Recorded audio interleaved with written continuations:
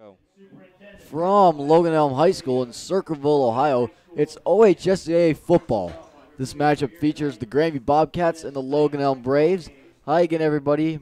Murphy Horning here. John Sterniker will be our color analyst for the first half, and we'll have a special guest, James Lachey, who will be our color man during the second frame. But Cats, they are 7th in Region 23. They have not clinched a playoff spot, and according to Joe Eitel, they do not control their own destiny. Logan Elm, they're 1-7, though they are Division 4, so Grandview could get some computer points tonight.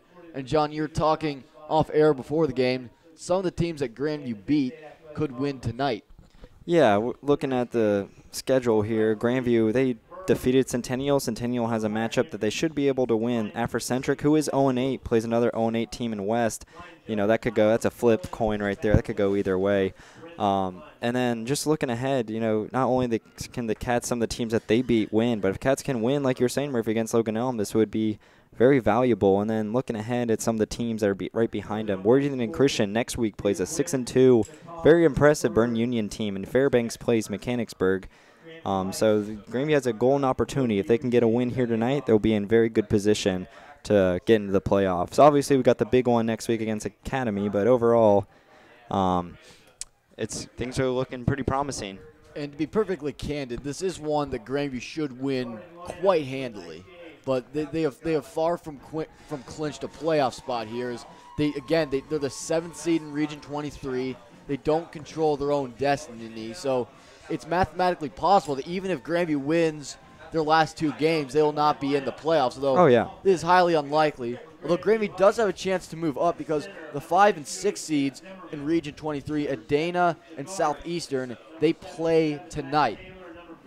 Southeastern has 2 losses. Adana only has 1. And an interesting note on them is that they're only playing 9 games. So if the Cats win and someone has to lose between Adana and Southeastern, Grandview could move up a seed tonight, which would be great for the Bobcats. But you can't count your chickens before they're hatched. And got to take care you of have to business play hard tonight, even though this could be a potential trap game before the big one against Columbus Academy next week.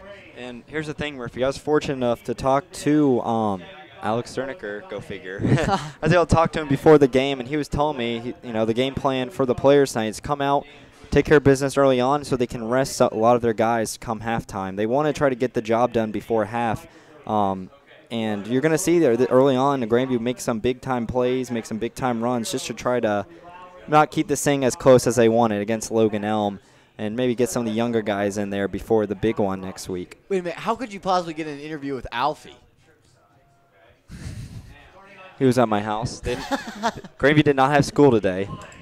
Yeah, Grandview, they are on fall break, if that's what you want to call it. They have Thursday and Friday off. Calvin Horning, our stat guy, he's in Philly visiting colleges right now, so he won't be here tonight. But more on Grandview. They are 6-2. They won 46-19 versus Liberty Union last week. They were able to get some of their reserves into the game, which they hope to do this week. And Logan Elm, they're 1-7. They lost to Fairfield Union in Week 8, 34-21. They are in Division 4 in Region 15. So we've said this before, and we'll say it again. Cats could get some computer points tonight, even though Logan Elm is 1-7. But the higher division, when you beat a team in a higher division, then the more computer points you're going to get. Absolutely. And Logan Elm, this is a Logan Elm team that has a lot of seniors graduating tonight, Murphy. They have 10+, so they're going to do the best that they can here tonight on their last game of the home game of the season, try to pull off the stunner against the Cats. It is not a very big crowd here in Circleville tonight, probably due to the Pumpkin Festival, which is a massive contributor to the economy here in Pickaway County. But this is great football weather here tonight. It's cloudy, it's overcast, it's gray, it's in the 50s, and this is on an all-natural grass field, so great day for football. Logan Elm, they're in the all-blacks with the red trim. They'll be kicking from right to left. Cats are in the white jerseys and the blue trousers. Trey Cook near side and Luke Lachey to the high side of the field. They're deep back to return. Logan Elm will kick off. They won the coin toss. They deferred. And left foot kick. It's punched towards the far side. Darion Davis snags at the 22. Turns around. He He goes to the 25, still running 30, 35, 40. Stays on his feet, and he's tripped up past the 45, and he's down near the 46-yard line. So good return for Darion Davis. And the Cats will have good field position to start. And what I say right there, what Alex was telling me, they're going to early on they're going to try to push things out and try to get on the board early, and just those extra moves that the Cats are going to do offensively to keep things rolling is what we're going to be seeing early on. As Joey Britannia had a pretty good block right there on the opening kickoff to lead Darion Davis. A good downfield blocking. But anyways, Cats will line up, trips far side to the left, Luke Lachey wide to the right, jump in the backfield in the pistol with Kyle Casey.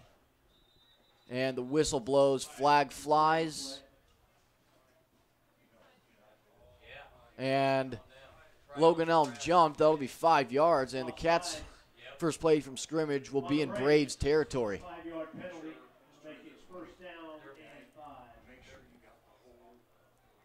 Cats will line up in the same formation here. Trips wide to the left, one man wide to the right. Casey in the pistol, jump in the backfield. Casey takes a snap. He's back to throw. He's looking near side. Lost it into one-on-one coverage for Luke Lachey, and it's incomplete. Cornerback, he had a step in front of Luke Lachey, and he came back for the ball and made the play. That's Logan Watson. That was just a little bit underthrown right there. Looked like a bit of a duck from this point of view. Cats go for the deep shot on the first play. I like the aggressive play calling. The Cats will line up Cribbs, James, and Speaks wide to the left. Luke Lachey wide to the right. Jump in the pistol with Casey. Kyle Casey calls for the snap twice, calls once again. He gets the snap, and play action. He's going to start up the middle. He's in trouble, and he's going to be sacked near the 46-yard line. Kyle Casey keeps the ball, tackle for a loss, sacked by. And that was kind of like offensive line right there, just kind of giving up on the play and letting the defense keep coming after him and attacking him. Just a little laziness I saw right there. I don't know if that was sort of an Andre Rhodes type play call where it's a fake handoff to the running back and a quarterback draw up the middle, but either way, Logan Elm had it well discovered. And it's now 3rd down and 10 for the Bobcats. Cats will spread the field here. 2 receivers each direction. Casey in the gun with Hudson jump. Kyle Casey calls the snap twice. He gets a snap. He's looking to throw, looking middle, throws middle. It's deflected, and it's intercepted by Logan Elm at their own 45-yard line. It's Connor Robinson who picks it off, going down to his knees to grab it. But the Braves get the takeaway, and that's what they'll have to do to win this one here. Looked like Kyle Casey tried to go for the line drive throw down the sideline and got deflected and was able to land in the hands of Logan Elm right there. It's just not paying attention for the receivers and just no one there. Low trajectory put on that ball by Kyle Casey. That's probably why it was deflected, and the deflection resulted in the interception. Logan Elm in the pistol, handoff middle, and they're into Grandview territory. Darion Davis and Alfie Sternick are in on the tackle, but the running back continues to push, and he's just about a yard short of the first down. Actually, they'll roll him forward progress at the 48, so he's short. Connor Robinson is the quarterback, and he's in the shotgun. 2 receivers to the right. Now Robinson looks over to the sideline for the play call. He's in the backfield with Chase Hoffman. Now Hoffman moves behind him in the pistol, and you have a wing to the right. Robinson up the middle. He's hit initially, but he continues to maneuver his way past the 45. He gets the first down, and that's a new set of downs for the Braves. We're seeing a lot of this no-huddle offense going on with Logan Elm quickly. Hudson jumped to the tackle for the Bobcats, but same formation, 2 receivers to the right, 1 to the left. Robinson, a keeper, quarterback draw. He's to the 40. He's tackled from behind near the 35, just about a yard or 2 short of the first down. It looked like Darion Davis made the tackle.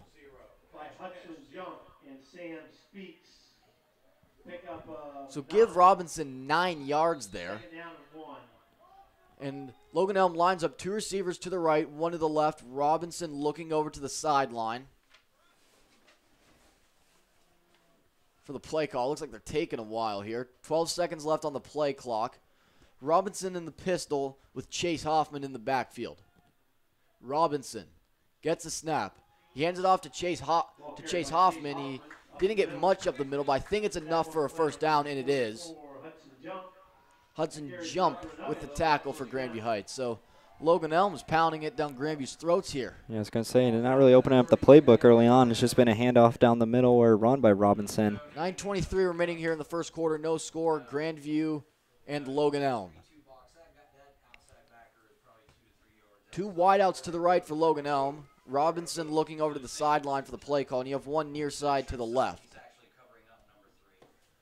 Chase Hoffman, the halfback in the backfield, and Robinson takes a snap. It's a keeper up the middle. He doesn't get much. He's pulled back, and forward progress may give him 1 yard there, but great containment by the interior of the Bobcats line there. Glenn Cribbs is credited with the tackle. 2nd down and 9. Logan Elm with the Grandview 32. 3.5 minutes in, no score. Robinson in the shotgun. And again, they look over to the sideline per usual. 3 wideouts for Logan Elm. You have 1 to the left, 2 far side to the right. 10 seconds left on the play clock. Robinson in the shotgun. Robinson takes a snap. He's looking to throw. He's looking right. He's going to run left. He's to the 30. 25, high stepping, out of bounds, near side, and they rule him out at the 22. But that's good enough for a Logan Elm first down. He's got wheels, that's for sure. And again, they quickly go back to the no huddle. No huddle for Logan Elm. Connor Hartley, the wing. Hoffman in the backfield with Robinson, the quarterback. Again, they look over to the sideline as this is their alternative to having huddles. And the Cats look like they're messed up here based off of the commotion in the press box to the left of us. Robinson in the gun. He takes a snap. It's a quarterback draw. He's to the 20. He's dragged down past the 15 to the 14-yard line, but good run for Connor Robinson on first down. Alfie Sterniker credited with the tackle. And that's the 5th quarterback sneak that we've seen this opening drive, Murphy. Just seems like Robinson's getting so much time to just run in the pocket. Grandview needs to tighten up that gap a little bit more. But you have to credit the interior of you have to credit those guards for Logan Elm there. They're not small guys either. No, they're not. Connor Robinson in the gun per usual. Hoffman in the backfield with him, and Robinson keeps it up the middle. He's hit at the line. I think he crawled forward to the 13, but he didn't get much, and it's 3rd down.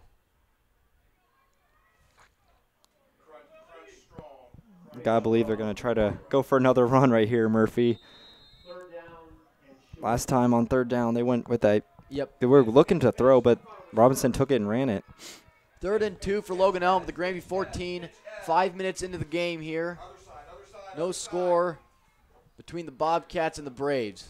Logan Elm looking to the sideline, and they'll put Robinson under center here. 5 seconds left on the play clock. It's a quarterback sneak. He bounces off a tackle, and he gets the first down shy of the 10-yard line. So that's the first quarterback sneak we've seen from Connor Robinson. He's done about 5 quarterback runs, more like a quarterback draw, but that's the first sneak from under center as they've put Robinson in the shotgun every snap except that last play. Logan Elm looking over to the sideline for the play call. 6:35 left here in the first quarter. Robinson in the gun. 2 wideouts to the right, 1 to the left.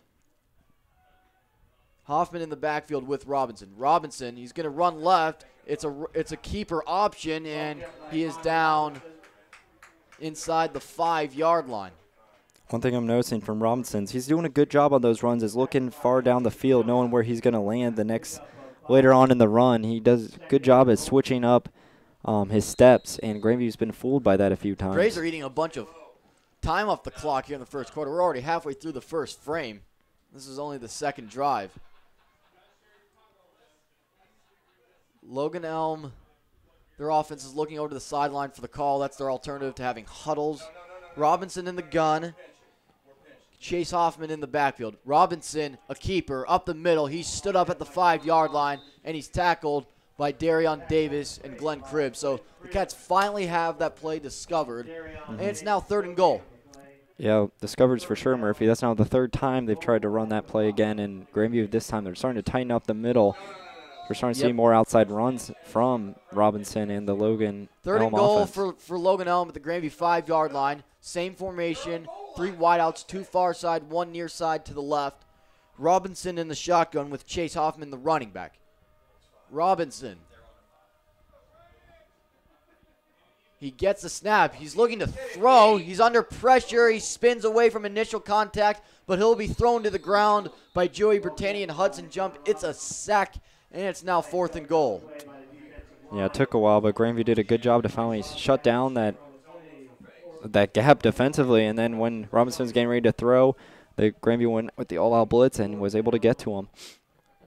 Logan Elm will attempt a field goal here. Cats have to watch the fake because Robinson is the holder. Hamza Sharif to kick. This is about 27 yards. High snap, hold down, kick is up on the way, and it is good. So Hamza Sharif had some distance with the to it 27-yard. too. Yeah, that was a good kick. It was right through the middle and good. 4:24 remaining here in the first quarter. Logan Elm leads Grandview Heights 3-0. We'll be right back.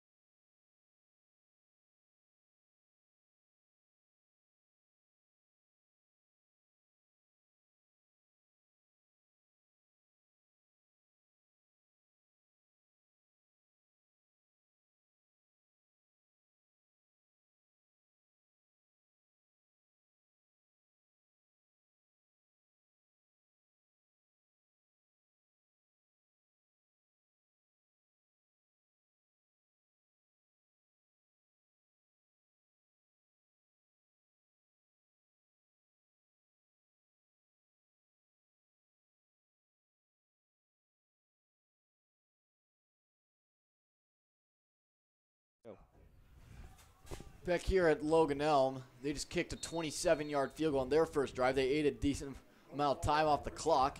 Hamza Sharif to kick off here. And it's a punch kick towards the far side. It's past Morowski. Luke Lachey picks it up near the far side at the 15. He's running middle, 25-30, 35-40. Here he goes. The kicker to beat. He's in Logan Elm territory, and he is knocked down short of the 40-yard line. He had one man to beat. Looked like they just couldn't get around him, but the Cats will have good field position here. So Hamza Sharif, what a role he's had so far tonight. But Luke Lachey did a good job to just take it and go. No way around it, Murphy. It was a good run by Luke, and he just followed his blockers, and they did a good job leading him to the 40-yard line.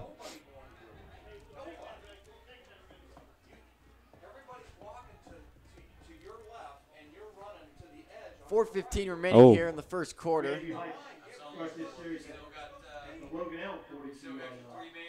Casey in the pistol with Jump in the backfield. 2 receivers far side to the left, 2 wide to the right. So if you recall, Murphy, last possession we saw a lot of throws. Let's see if Grandview wants to stick with the run a little bit more here. Casey calls for the snap, and he gives it to Hudson Jump. He can't shake loose, and he is tackled near the line of scrimmage, near the left tackle position, and it's now 2nd down and 10. Actually, that's a loss on the play. So loss of 1 for Hudson Jump. 2nd down and 11 for the Bobcats at Logan Elm 43. Braves lead 3-0. 3:46 left here in the first quarter. Casey in the gun with Jump in the backfield. Trips to the right. Luke Lachey wide to the right. Motion by Charlie James. And Casey fakes a pitch. He runs up the middle to the 40, and he slides down at the 36. So as Grandview will go for had quarterback. some running room there. Yeah, Grandview decided to go quarterback draw of their own. And it looked like they kind of fooled Logan Elm there, thinking he was going to pass. Too, and Casey, right away, he saw that gap wide open and just took Hudson Jump, and then and then maybe a throw. They're all types of confused. 3rd down Logan and 4 Elm for was. the Bobcats at the Logan Elm 36-yard line. Casey in the gun, 2 receivers each direction. Jump in the backfield. Casey takes a snap, a pitch outside to Hudson, jump, far sideline to the 35. He's hit, driven into the sideline. I think he got the first down. And you are correct, Murphy. I believe it will be a first down. Yep, move the chains. I believe that's Grandview's first down of the night. And it comes in their second drive on third down. First down and 10 for the Bobcats at the Logan Elm 32. 3-0. Logan Elm leads here. 2:50 remaining in the first quarter. Casey in the pistol formation. Twin sets each direction in terms of wideouts. And they faked the end around, and I thought they fumbled it, but I think Kyle thought so, too. Yeah, Hudson Jump is tackled for a loss. The Cats try to go with some razzle-dazzle there, and it backfired. And it looked like when Kyle went for the handoff, he was really hesitant about it, thinking that maybe Hudson didn't have it all the way in. But that last bit of hesitation there did the Bobcats in as Jump is tackled for a 3-yard loss. Second down and 13 for the Bobcats at the Logan Elm 35. Luke Lachey wide to the left, James and Hammer Collar wide to the right. And Casey, a keeper up the middle, he's to the 30, and he lowers the shoulder. He's down near the 25-yard line. So that's the second time the Cats have gone with that quarterback draw here on this drive, taking a page out of the Braves playbook. 1:52 remaining here in the first quarter. Cats trail 3-0. We're starting to see that quarterback draw work a lot right now, Murphy. This is good to see. Harrison Morosky finally has back in. Entered the huddle. Harrison will line up as a wing on the left side. Jump at Casey's left hip.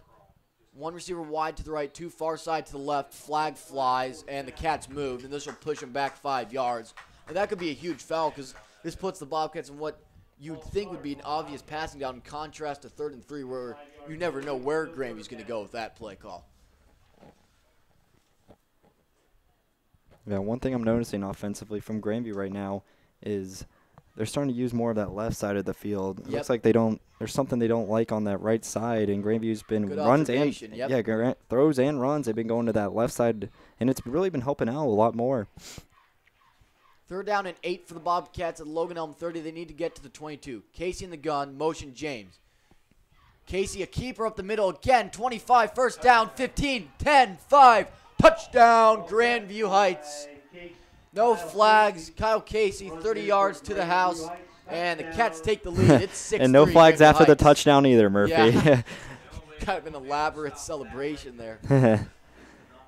And, like you said, it was just that quarterback draw. It was killing them a few times. And it looks like Logan Elm, they're getting fooled by that a lot. They don't know when Kyle is going to run or not. And they're kind of taking a play out of Logan Elm's playbook with those QB draws. Cook to snap, speaks to hold, Giorski to kick.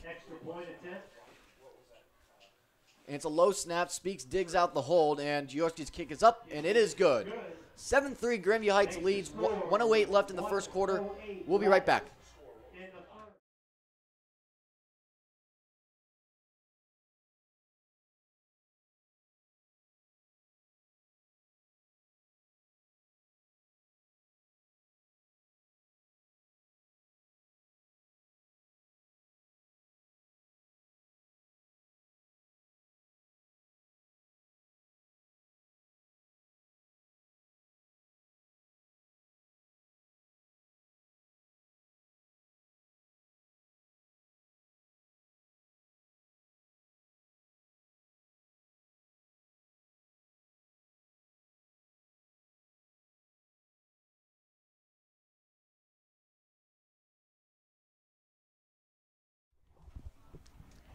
Kyle Casey, 30-yard quarterback draw up the middle, gives the Bobcats a 7-3 lead here. With 1:08 left here in the first quarter, Cody Cook to kick off for the Bobcats. Cats kicking from left to right here. You know, 2 men deep for Logan Elm standing at the 10-yard line. Those are the deep men to return. Let's see how Grandview responds. Remember, that opening drive for Logan Elm was actually, they started out pretty well. They started out back on their own 40-30.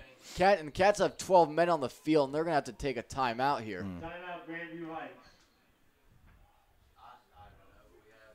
No, let's. Was Harrison on kickoff? So they couldn't figure out, Murphy, who they wanted on and off, and Came back to hurt them. Yep. Well, at least it almost did. Is it doesn't hurt the Bobcats because they don't have to kick it from the 35 instead of the 40. And like I was saying before that touchdown, Murphy, we're seeing a lot of QB draws from both ends. Yeah. Grandview kind of stealing a playbook out of Logan Elms right there, and they went with their fast quarterback in Kyle Casey, and he was able to run it in. Well, the Cats see that gap up the middle. Mm-hmm. And that's the thing about Division VI football is I had this conversation with my parents is that you need a running quarterback in D6. You know, you can make throws here and there, but for the most part, you need a guy that can run. You look at the history of Grandview. Andre Reedy, he was a runner. Oliver Rao, he was a runner. And what those two teams have in common? They went to the playoffs. It's all about having a guy that, you know, can make a big-time run when Cody needed. Cook to kick off here, and it's an end-over-end kick towards the near side. It's picked up at the 25-yard line. The Cats make the tackle at the 34, so a modest 9-yard return for Hartley. Let me say that again. Connor Hartley returned the kick. And that's where Logan Elm will start. And to finish my point, Kyle, he's got the speed. He can be a fast-running quarterback. We just saw. Just we haven't seen a lot of QB draws from Grandview this season, and finally now we're starting to see really what Kyle can do running-wise. Logan Elm, same formation, 3 wideouts to the right, 1 near side to the left. Robinson in the shotgun. Robinson, a handoff up the middle, and Chase Hoffman is tackled right near or behind the line of scrimmage.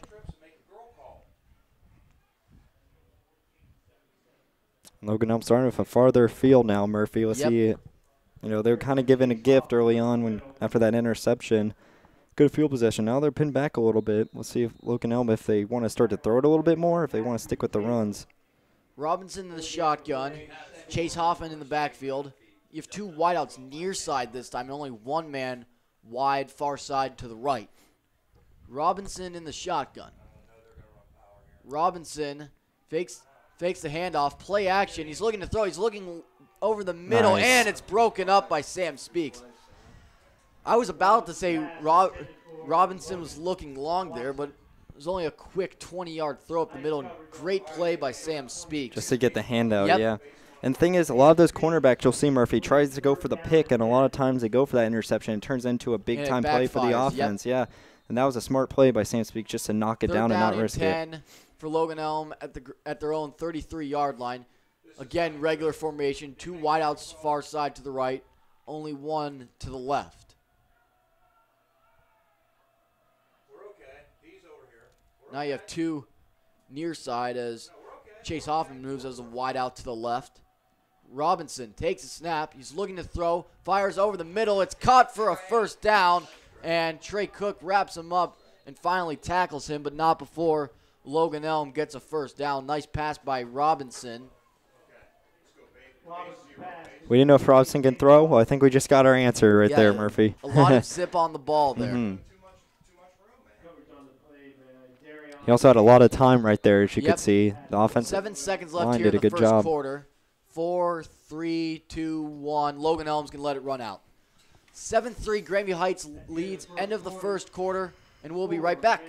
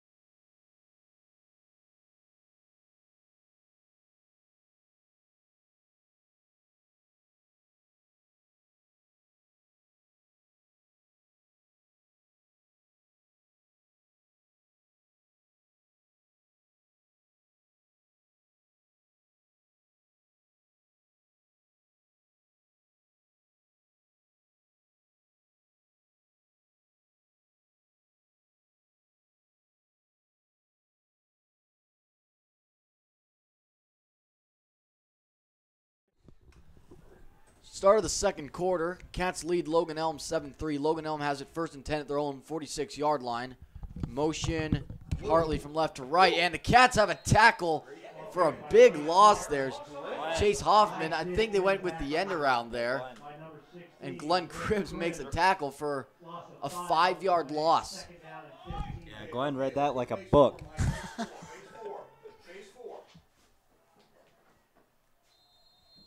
Second down and 15 for Logan Elm at their own 41-yard line. Braves looking over to the sideline for the play call. That's their alternative to running huddles. Connor Robinson in the shotgun. Robinson takes a snap. He's looking middle to throw. He's going to run. He's past the 40. He's at the 45, and he hopscotches his way to the 48-yard line. The tackle's made right there.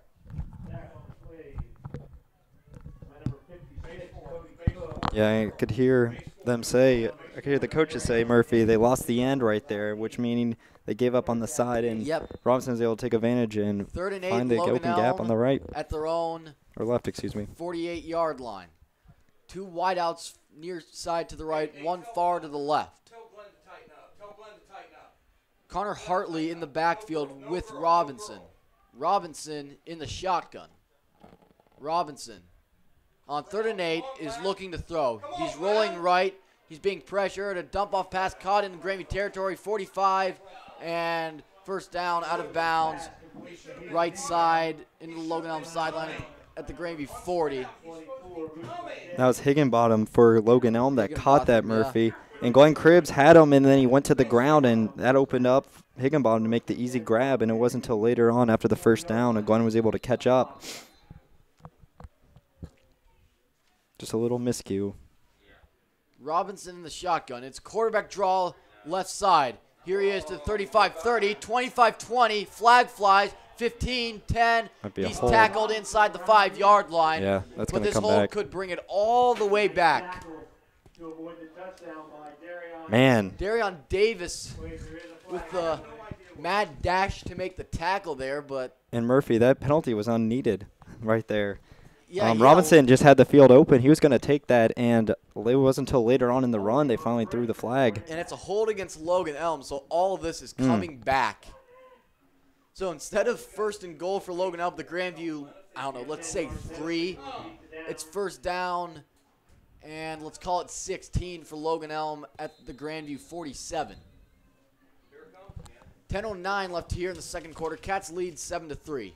Robinson in the shotgun. Now they look over to the sideline. They have 2 wideouts near side to the right, 1 far side towards the Grandview sideline. Robinson takes a snap. He fakes the draw, and it's a pitch to the running back, and the Cats will have him bottled up. And the tackle is made. So that play backfired. Oh, how the tables can turn. No kidding, Murphy. Yeah, Grandview did a good job, all-out blitz right there, and I don't think Logan Elm saw that coming. Great run blitz by Grandview Heights, indeed. Second down and 19 for Logan Elm at their own 49. Robinson in the shotgun, 2 receivers to the right, 1 far side to the left. Logan Elm, they look over to their coaches on the right sideline for the play call. 9:14 left here in the first quarter. 10 seconds left on the play clock. They're still trying to get the play call in. 7-6-5. Robinson in the pistol. And they just get the snap off. Robinson's looking to throw. He's looking middle. He's under pressure. He's being chased, looking Joey right. has him. He's going to run, and he is jersey tackled by Joey Bertani at the Grandview 48-yard line. Wow, nice hustling by Joey to stick with Robinson on the run. Robinson had time to get ahead, but Joey, you know, he's a big kid, but he's also very, very fast, and Joey was able to wrap him around and throw him to the ground. And I think Robinson, he still didn't know what the play call was when the ball was snapped. I'm surprised Logan Elm didn't want to take a timeout right there. I'm surprised, too. Third down and 16, Logan Elm at the Grandview 48. Braves look over to the sideline. This time they have 4 wideouts, 2 receivers far side to the left, and 2 near closer to our press box to the right. Robinson in the shotgun. Robinson takes a snap. He's looking to throw. He's looking middle. He throws towards the near sideline, and the catch is made close to the marker. I think he's just short by about 1 yard. Yeah, they're not moving the chains. It's going to be a fourth down Yeah, right fourth here. and 1. Here we go. And Gravy's been doing a good job closing the gap. 4th and 1, Logan Elm. 2 receivers near side to the right, 1 far side to the left. Robinson in the shotgun. Robinson. He takes a snap. It's a keeper left side. He gets the first down, 30. He's tackled at the 25-yard line.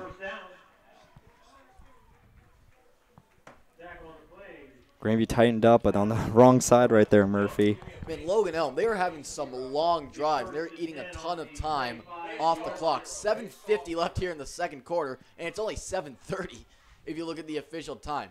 Robinson, a keeper, left tackle. He tries to spin his way of a tackle there, and he cannot.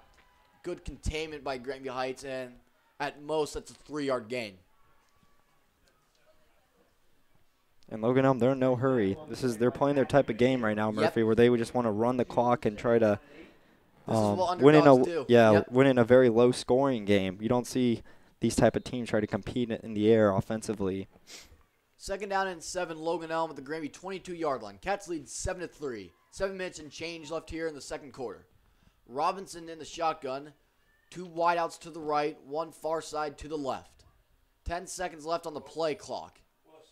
They still haven't gotten the call in. 5 seconds left on the play clock. Robinson directing traffic. 1 second. They just get the snap off. Robinson play action. He's looking to throw. He lost one deep over the middle. He's got a man, and it's caught for a touchdown. Logan Watson, 22 yards, and Logan Elm takes a 9-3 lead. Boy, I didn't see this coming. That was a trickery right there by Logan Elm. Big time. They've been running the ball, and then they go play action there. And Watson had a lot of space in the middle of the end zone there, and just like that, Logan Elm leads 9-7. Hamza Sharif on to attempt the extra point. He's a left-footed kicker. Snap is down, kick is up on the way, and it is lined through. He nailed it, and it's good. 6:46 remaining here in the second quarter. Logan Elm leads Grandview Heights 10-7. Stay tuned.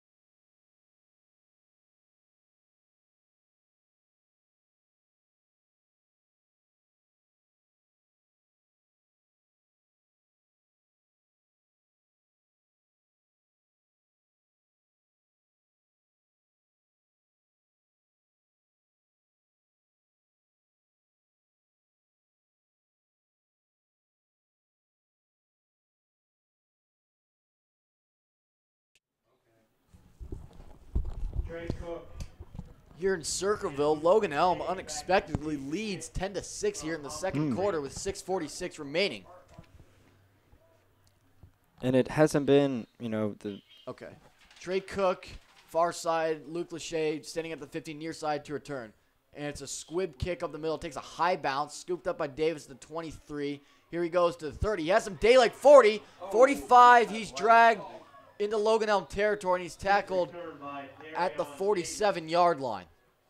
Yeah, Murphy. Another good return for Grandview Heights. Go ahead, John. I was going to say, Logan Elm with their 10-7 lead, it hasn't been anything like Jurassic or beautiful that we've seen. Logan Elm has just been playing their game, and Grandview has just been getting caught asleep plenty of times, especially after that last touchdown.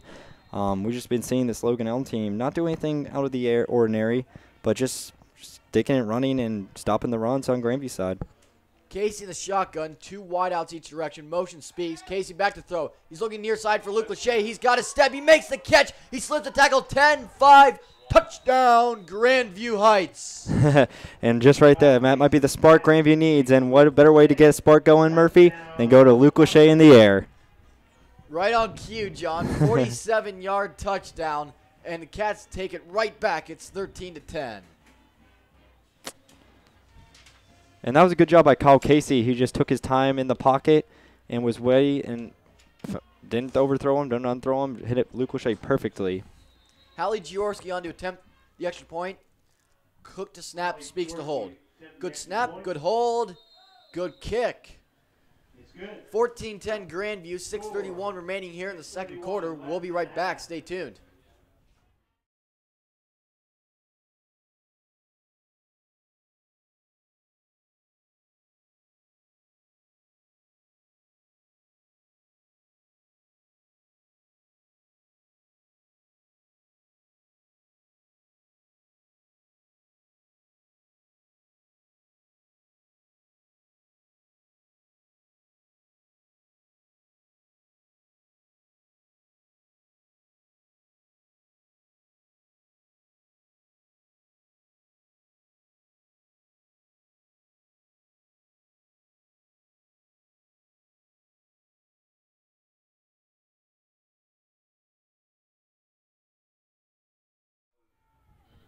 Cody 6:31 remaining here in the second quarter. Back here in Circleville, Ohio, Cats lead 14-10. Last play was a 47-yard Casey to Luke Lachey touchdown pass. for the Braves. Cody Cook to kick off here. The returners for Logan Elm standing at their own 15.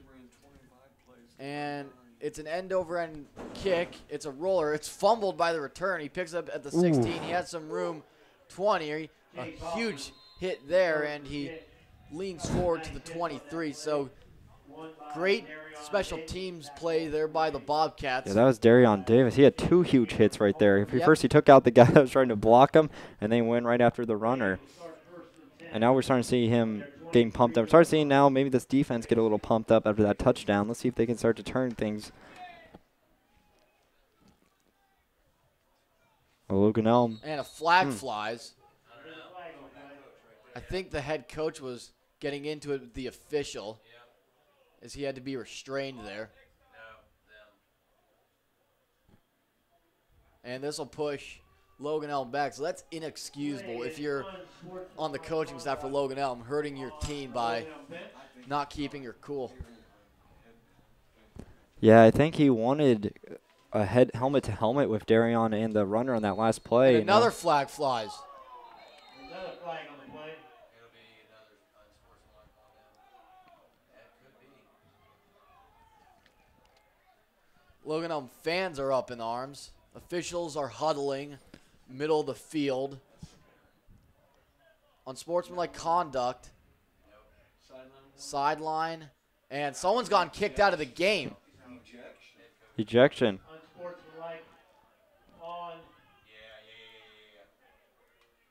on the Braves. Someone's been thrown out. I can't figure out. Might be the head coach of Logan Elm. And Grandview's retreating now back to their sideline. I think I could hear some people on the Grandview sideline yelling, "Get away from him! Get away from him!" Hey, tell our guys. Hey, listen. Tell our guys if the backs are out, they got them. Logan Elm head coach is talking with the referee and another official.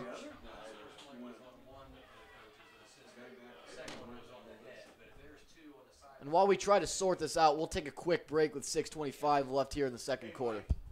What do you think?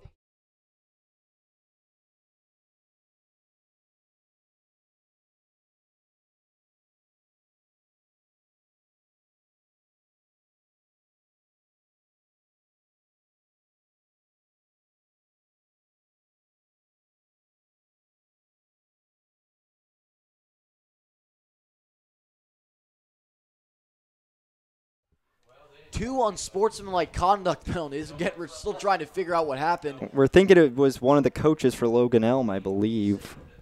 Yeah, we can't confirm any of this, but at any rate, those 2 penalties makes it 1st and 10 for Logan Elm at their own 5-yard line. Robinson will keep it, and he has stood up right away behind the line of scrimmage. Great containment by the Bobcats. They're finally making adjustments, and that's great to see. Yeah, it's really that gap, Murphy, that we were talking about early on in the inside. It seemed like every time there was a gap on the left side, there was one on the right side. But Grandview's starting to really stop it on both sides. It seems like that blitz is really helping them out. 2nd down and 12. Logan Elm at their own 3-yard line. under 6 minutes left here in the first half. Slide. No, it's a tight end. It's a tight end. Robinson in the shotgun with Connor Hartley in the backfield. Robinson takes a snap. He's rolling to his left. I think he's looking to throw. He throws. It's a high pop pass. It's caught short of the 10, and the catch.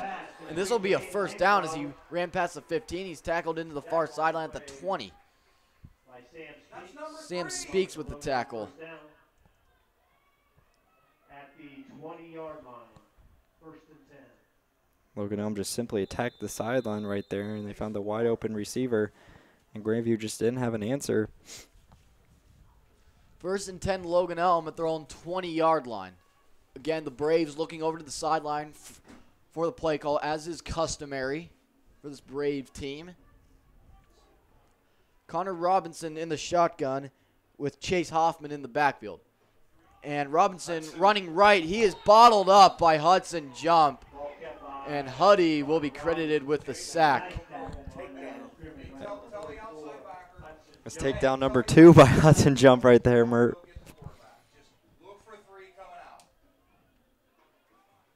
That's a 5-yard loss for Logan Elm. 2nd down and 15 for the Braves. Their own 15-yard line. 4 minutes and change left here in the second quarter. Braves looking over to the sideline for the play call.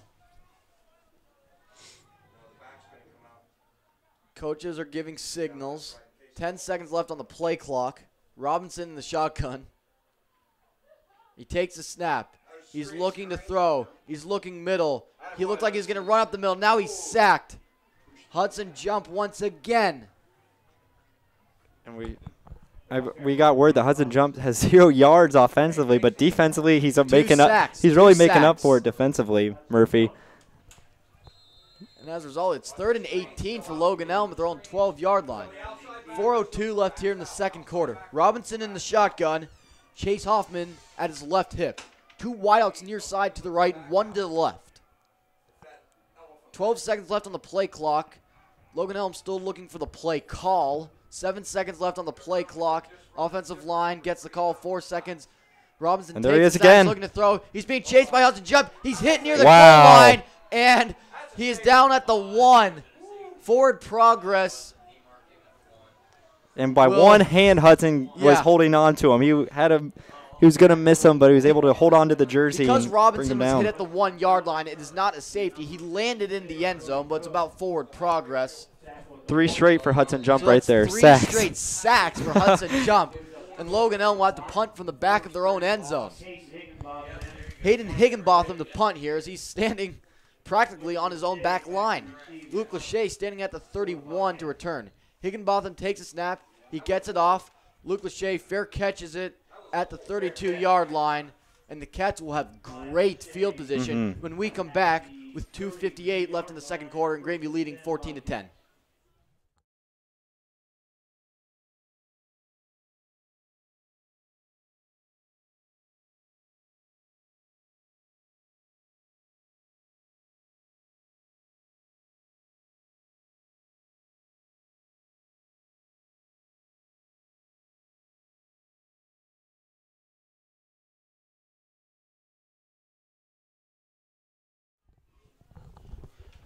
First and 10 for the Bobcats at Logan Elm 33. 2:58 left here in the second quarter. Casey fumbles the snap, and he'll dive on it at the 39. That's not how you wanted to start the drive. And that's the second time we've seen discombobulation right there with the handoffs, Murphy, that time. Kyle lost it, and he was able to finally get it back, Cook but in still. motion. That's the second time the Cats have tried to go with a diversion, and it's backfired in terms of the snap. 2:32.5 minutes left here in the first half. 14-10, Grandview leads. They have the ball at the Logan Elm 38. Second down and 15. 3 wideouts to the right, Luke Lachey to the left. Motion Speaks. It's a handoff to Harrison Morosky. Morosky has daylight, spins away from a tackle at the 30, and he's down near the 28 or the 27. So great run as Morosky gets most of it back. Forgot how quick he was when he till he went off with that handoff. Very agile, and if you give him room, he's gone. 120 seconds left here in the second quarter. Cats, let's see how they line up. You have Speaks in the slot to the left, Lachey the wide out, 2 wideouts to the right, motion Speaks. And it's a handoff to Speaks on the end round. He's to the 25, spins away, gets the first down, and he dives down short of the 20, but that's good enough for a Bobcat first down. And like you're saying, Murphy, plenty of time. You still got a minute 42, and you have 2 timeouts. You have so much time to figure out what you want to do on this last drive. But the run's still going well for the Cats. Yep. Why give up on it? 1st and 10 for the Bobcats at the Logan Elm 21. Luke Lachey and Sam Speaks wide to the left. 2 wideouts to the right. And Casey, the keeper, he shoulder tackled at the 20 as he almost found daylight there, but he did not. It'll be 2nd down. And actually, Casey did not get anything there. 2nd down and 10. 1:08 left here in the second quarter. 14-10, Bobcats lead. Cats break the huddle. 1:03 left here in the second frame. Casey in the shotgun, 2 receivers to the left, 2 wide to the right. Ball on the right hash, jump in the Morosky in the backfield, rather. Casey, it's a low snap. He digs it out. He pumps. He's going to run up the middle past the 20. He's tackled at the 19, and Grandview will call a timeout. 46 seconds left. Oh, a flag flies. We got to check this out. Timeout was called by Grandview Heights, and after the timeout was called, a flag flew. Timeout was called by which team? By Grandview Heights. PA announcer said timeout was called by which team? Oh, it's on foul Logan Elm. On Logan Elm, it's going to be an automatic first down. It was after the play, too. What a So killer Logan- penalty right So there. Logan Elm can't get out of their own way with these penalties. You had 2 unsportsmanlike third. conduct penalties, which resulted in an assistant coach, at least we think so, getting thrown out. And you had a personal foul right there. I didn't see the signal. And they'll move the Bobcats half the distance to the goal.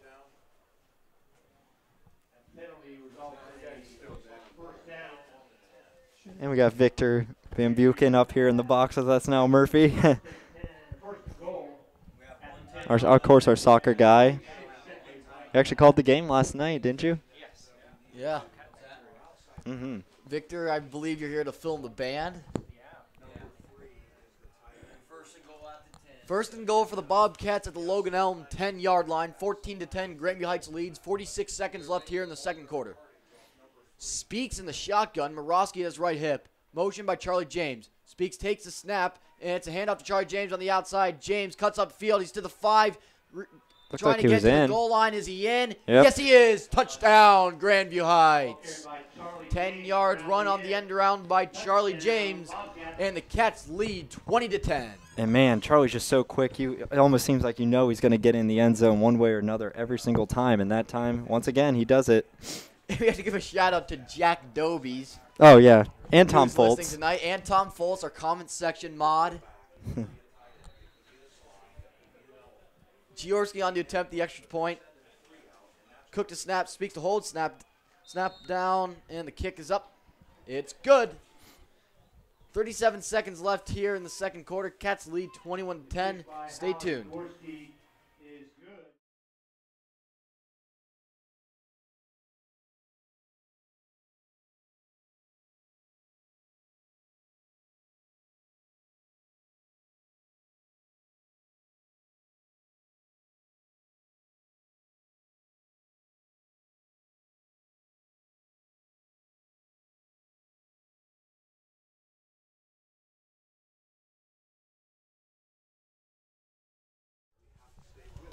.37 seconds left here in the second quarter. Grandview leads 21-10. And another reminder, James Lachey will do the color here in the second half. And Bowling Green zone. Bowling Green zone, James Lachey. And John, he has to take off. He's got, Yep. I know he got like a bunch of homework to do. Yeah, he's a busy man. Yep. Cody Cook to kick off here. You want to chat? Hit me up on Twitter. At John Sterniker. Also follow our page, Murphy, our GHHS Broadcasting 1 page. Cook kicks Ooh. end over end. It's off the hands of the returner. He picks it up inside the 10. He'll start up the middle. Now he'll run near side 25. bounces off a blocker, and he's tackled forward to the 33. You're interested to see what happens. 28 seconds They to have go. 3 timeouts. Yeah, they do. And the throwing game has been actually pretty good, all things considered. It's just Logan Elm, they haven't been throwing it that much. Robinson, he can put some zip on the ball. But, you know, if you're Logan Elm, Murphy, you're coming into this game not expecting to come away with a victory. You have them 21-10, you get ball start second half. It's almost, you almost question whether you want to risk anything here at this point.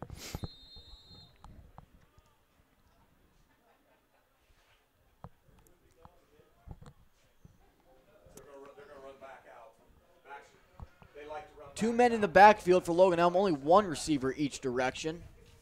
Robinson takes a snap. He's looking to throw, fires, middle, it's dropped. Logan Watson had it right in his hands, hit him in a bad spot, and he dropped it. He had his guy too, Murphy. Cats got pretty lucky right there. It looked like it might have been Charlie James that got beat by his receiver. 24 seconds left here in the second quarter. Logan Elm at their own 33.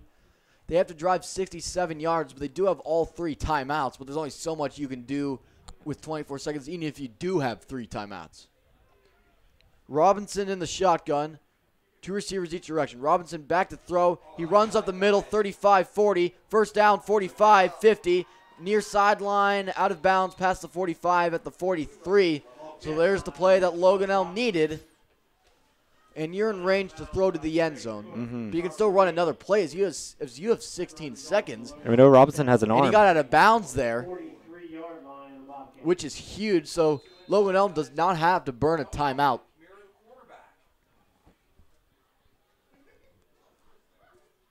And how ironic is that? Many times we thought Logan Elm was going to take a timeout before a snap, and it looks like they could end up going to the locker room without using a timeout. First down and 10, Logan Elm at the Grandview 43. 2 wideouts far side to the left, 1 to the right. Robinson takes the snap. He's looking left. He's under pressure. He fires middle. It's almost intercepted by Darion Davis. He had it right in his hands. Man, oh man, oh man. And his good buddy Charlie James will give him some flack as James Lachey has just arrived in the press box here. Yeah, Darion right there was just he's looking for 6 before he even held on to the football. 10 seconds. Oh, another unsportsmanlike. And are you kidding me? Another unsportsmanlike penalty on Logan Elm. They just cannot get out of their own way with these stupid penalties. I thought it was only Grandview that got unsportsmanlike fouls. Second down and forever. Logan Elm at their own 47. 10 seconds left in the first half. Robinson back to throw. He's looking middle. He fires one middle. It is it's incomplete. And Logan Elm has only one option here, and that's to somehow try and throw into the end zone or do some miracle lateral play like a... They could do the Tyreek Hill Hail Mary, throw a little short pass and just let him go all the way. Or you could pull a New Orleans Saints where they do 5 laterals and they get a touchdown. Music City Miracle. Titans. That was on a kick return. That was on a kick return. Second down and 20. Logan Elm at their own 47. 4 seconds left here in the first half. They have all 3 timeouts, so that doesn't really matter at this point. Robinson back to throw. He's looking. Throws short middle, and it's incomplete, but there's a flag. Hold on.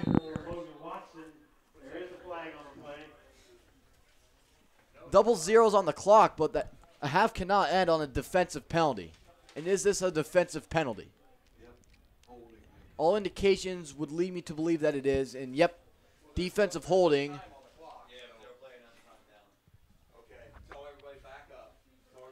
And yeah, Robinson's got an arm. You know he's going to be reaching for the end zone. Yeah, and Logan Elm presumptively would throw it into the end zone here.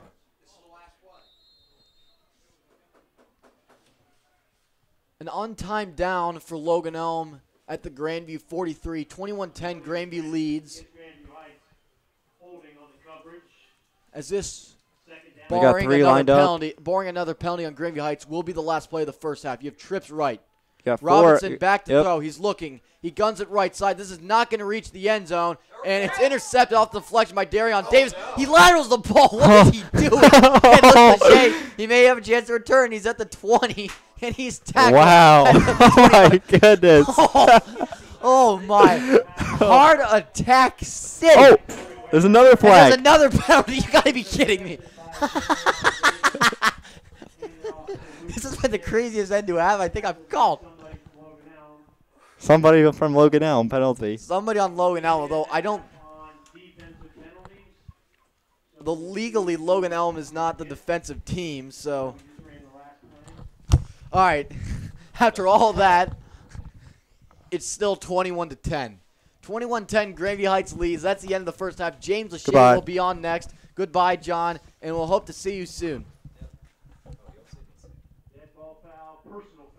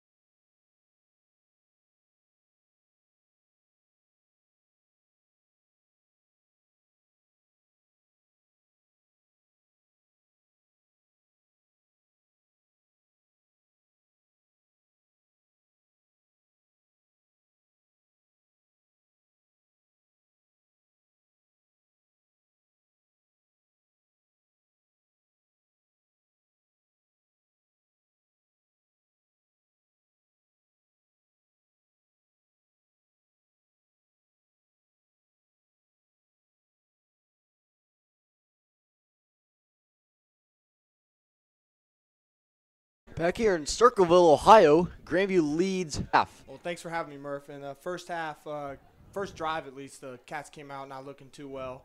Well, it went 3 and out. Yeah, out right. Yeah, 3 and out. Didn't get a first down. Then punted the ball. Logan Elm ran the ball all the way down their throat the whole entire first half. At least so it looked like the first couple drives.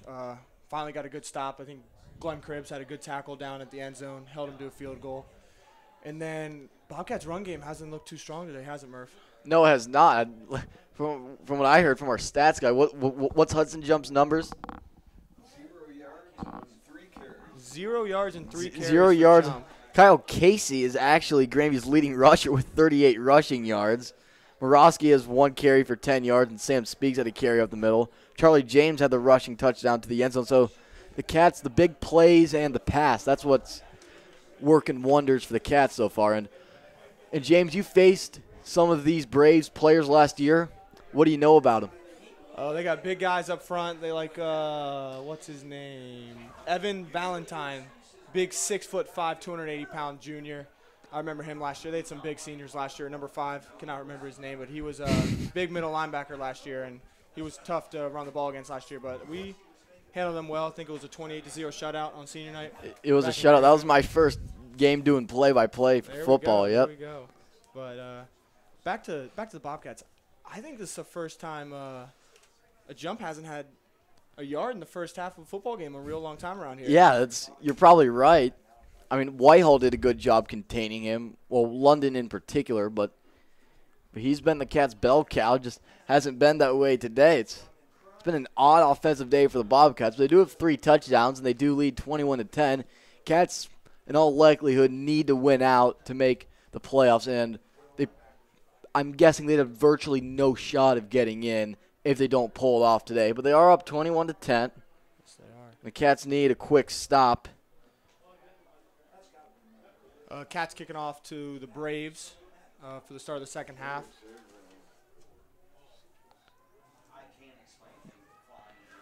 All right, Cats will kick off here. Looks like Paul Hayden will be kicking here. Love to see Paul Hayden coming out here for football his freshman year. Oh, I'm sorry. For his freshman year. Ooh, penalty on the play. Oh, from the unsportsmanlike. From the unsportsmanlike conduct penalty at the end of the half, and the Cats will reap the benefits of that by kicking at the Logan Elm 45. Let's see if Hayden can put this out of the end zone. Hayden, he's a left-footed kicker. Hopefully he can put it out of the end zone. It's good to see a freshman getting into it right away. Yeah, a big tackle on kickoff earlier, so he's doing it all out there for the Bobcat special teams. The 2 returners for Liberty Union are standing at the 1-yard line. And away we go. Start of the second half here in Circleville, Ohio. And Hayden, end-over-end kick up the middle, and it's into the end zone. Touchback. It'll come out to the 20, so right on cue, James. Hayden kicks it into the end zone. Lifetime soccer player, so, I mean, it's what we got to expect from Hayden. I'm surprised we haven't used any of our soccer goalies as kicker, because if you've seen Lance Treras kick the ball, look how he can drill it down the field. Yeah, I mean, I think they tried to get him last year, but I don't know how Lance would suit trying to make a tackle on kickoff. Trying to make a tackle, yeah. Doesn't have that football mentality like I feel like Paul has. So, 1st and 10 for the Braves at their own 20-yard line. Robinson in the shotgun in the backfield with Chase Hoffman, the running back. Robinson, a keeper, left tackle, and he is stood up near the 22. Good containment by the Bobcats, and it'll be 2nd and long.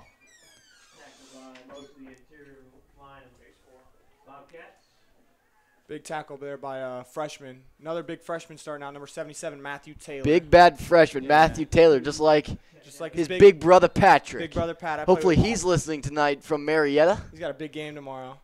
But no, Pat was a great teammate of mine. Big force in the middle. So just like Big Matt. And Logan Elm looking over to the sideline for the call. That's what they do to compensate for not having a huddle. Yeah. Robinson in the shotgun. He takes a snap. He's back to throw. He pumps. Throws near far side. It's almost intercepted by Luke Lachey. Good job by him to get a hand on it. But if he picked it, that would have been 6 going the other way. It would have been his second touchdown of the night. Made a great break on the ball. Just a second late. Was able to break it up, but was not able to get the interception. And it's already a crucial third down here in the third quarter. 11-12 left here in the third frame. Cats lead 21-10. Robinson in the shotgun, looking over to the sideline. 2 receivers near side to the right, 1 far side to the left. Got Connor Hartley, it looks like, in at the H-back. See if they run a belly up here up the middle. And Robinson takes a snap. No, they won't. He's rolling right, looking to throw. He fires. It's a wobbler towards the sideline. It's caught, but is he inbounds? No, he is not. Incomplete. That's Logan Watson who caught the ball. And the Logan Elm fans are up in arms over that call. They have been unhappy with the officiating all game. Cats come out, play out strong, get a fast 3 and out to begin the half, see what they can do on offense. Hopefully they can turn this into a rout. Luke Lachey is standing at the 50, the lone man back to return. He's got a couple kick returns for some touchdowns this year. I think last week he had a kickoff return. So let's see if we can take this one to the house. And the snap is back, and they get the punt off. Cody Cook almost got in there. Kick bounces inside Grandview territory.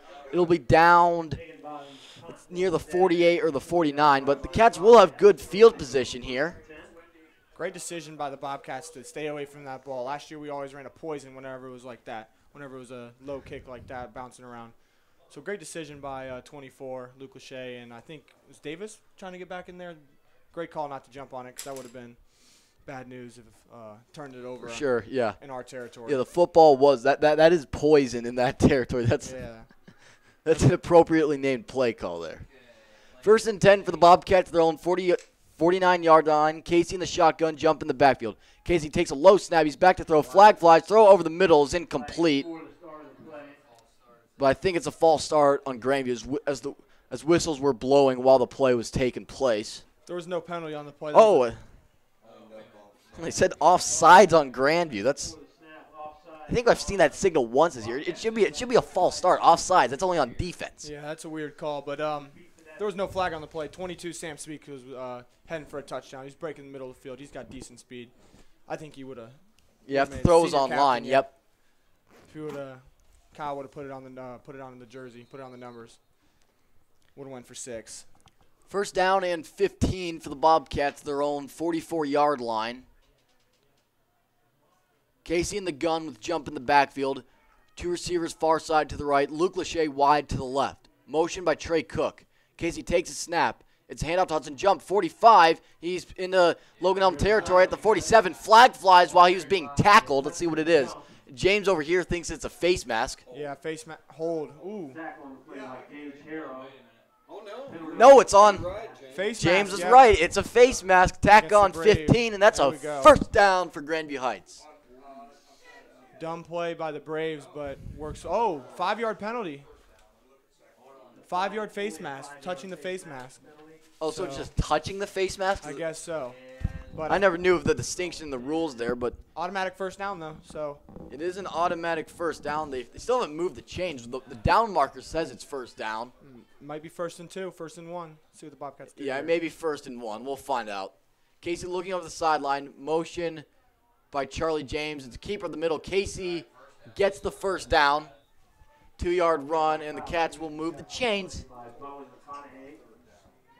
1st and 1. That's the first time I've seen that in a while. Yeah. 1st and 10 from the 40-yard line. Casey's been running the ball well this this game. Had his first career rushing touchdown earlier.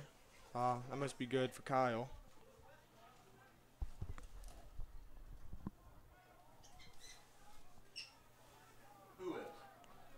First down and 10 for the Bobcats at the Logan Elm 40-yard line. Casey's a low snap. He fumbles the snap. He dives on it, and he'll keep the ball. Second fumbled snap of this game for the Bobcats. They need to figure something out. Yeah, it's just not working. 2nd down and 12. Who's the center this year? I believe it's Joey Bertani, if I'm not mistaken. Is it Bertani? He's playing right. Yeah, Bertani's playing tackle. I think it's Jake. Remember, he got some snaps in last year. Can't remember his last name. Yeah, okay. Jake Zimmerman. 2nd down and 12 for the Bobcats at the Logan Elm 42. It's a pitch to Hudson. Jump starts forward. He gets to the 40, so there's positive yardage for Huddy. Can't seem to break the second line. So need to try to get Hudson the ball and get him going. I mean, it's his third or fourth pitch we've gotten today. Nothing really going for him, but he's having a great game on defense, though. Third down and 10 for the Bobcats at the Logan Elm 40-yard line. 21-10, Grandview leads here. 8:50 left here in the third quarter. Cats line up trips wide to the left, one receiver wide to the right. Jump in the backfield with Casey, who's in the shotgun. Casey takes a snap, backpedaling. It's a screen pass to Hudson. Jump to the 35. Jump first down. He's dragged down at the 28. So there's that. So that's that old Rhodesy play where remember when Andre would take a 7-step drop and he just floated up there. Yeah, we call that play fat lovin'. Get the offensive line right in front of the back, and toss it off. Let the defensive line come up. Try to almost sack the quarterback. Toss it right off to Jump. He gets his lineman. He usually can break for a really long, long yard. So first it's hail to the slobs, and then just pop it up there to your running back and let Huddy or Rhodes do his magic.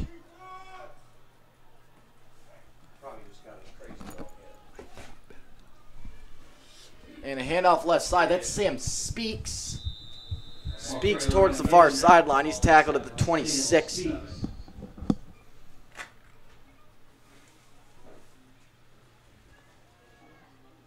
Tackle on the play by Oakley Lowry. Oakley Lowry credited with the tackle for the Braves. Second down and 7 minutes and change remaining here in the third quarter. Cats lead 21-10. They have the ball at the Logan Elm 26-yard line. Second down and 8 for Grandview Heights. Casey in the pistol, jump in the backfield. 2 wideouts to the right, 2 to the left as well. Casey takes a snap. Play action. It's a toss in the backfield to Charlie James. James to 25. James. Oh! Terrible call. And there's going to be a call on Grandview Heights there. Terrible call on 22 Sam Speaks. That was a great block. Charlie James with a great move. Oh, they're going to say helmet to helmet, I think. Targeting? Oh, that's not going to be good. He might be tossed. Let's see this. Like, just say helmet to helmet. I don't think. Okay. Targeting is when the official has the fist on his head. That's the targeting signal. He gave the 2 fists meeting near his chest. That's the helmet to. Still a terrible call. Yeah, it's still 15 yards too. So that. I won't be surprised. 24. Lachey has had 11. He's got at least 6 inches on. Way more than 6 inches on number 11. Oh, Lachey's got more than. On Dante Dryden in the corner, yeah. 10 inches on 11, so I wouldn't be surprised they threw a streak route to 2 Lachey wideouts again. each direction for the Bobcats.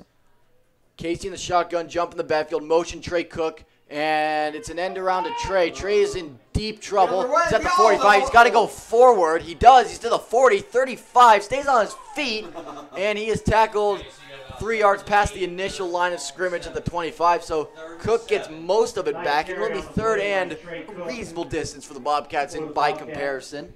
Yeah, Trey Cook running for the ball last year. Wasn't necessarily always getting north and south, but that's something he worked on over the offseason. Yep. And something he's gotten better the last couple games. I saw he had a great 2-touchdown game last week. Heard he was running north and south all night, so great to see him improving. Clock stopped, 6:53 here in the third quarter. Third down and 7 for Grandview Heights. Casey in the gun.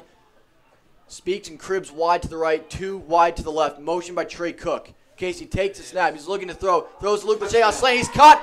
He catches it, and he's into the end zone. Touchdown, Grandview Heights.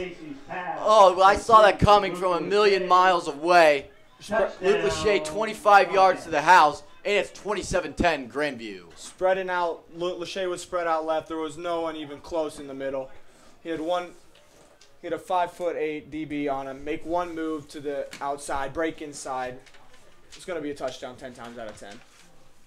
Jaworski to attempt the extra point. Cook to snap. Speaks to hold. Trey Cook, that is the long snapper. Snap is high, hold down, kick is up, and Jaworski lines it through, and the kick is good.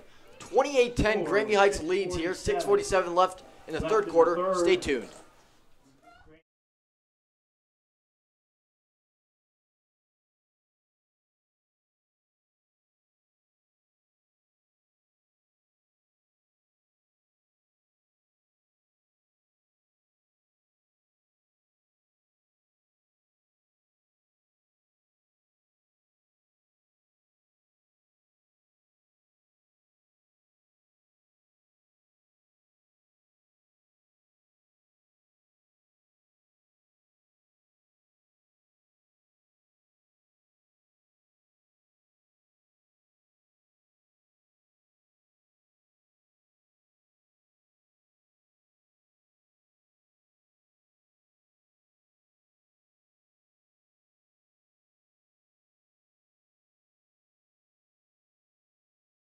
Check. 28-10, Grandview Heights leads. The last touchdown was scored on a 25-yard slant catch by Luke Lachey from Kyle Casey. It's his second touchdown of the night. Paul Hayden, the left-footed kicker, to kick off here. He runs up into the ball and he lines it down the field. It's a spinner, bounces at the 15, and it'll go into the end zone. Another great kick by Hayden. He's probably been Grandview's best kicker on kickoffs that I've seen thus far. Yeah, he's been a very good asset to the team. What I like to see about him too, he'll kick the ball and then he'll be one of the first people down there to make the tackle. Yep. It's just all effort right there. That's all it is. All heart and guts. That's what you need from a kicker.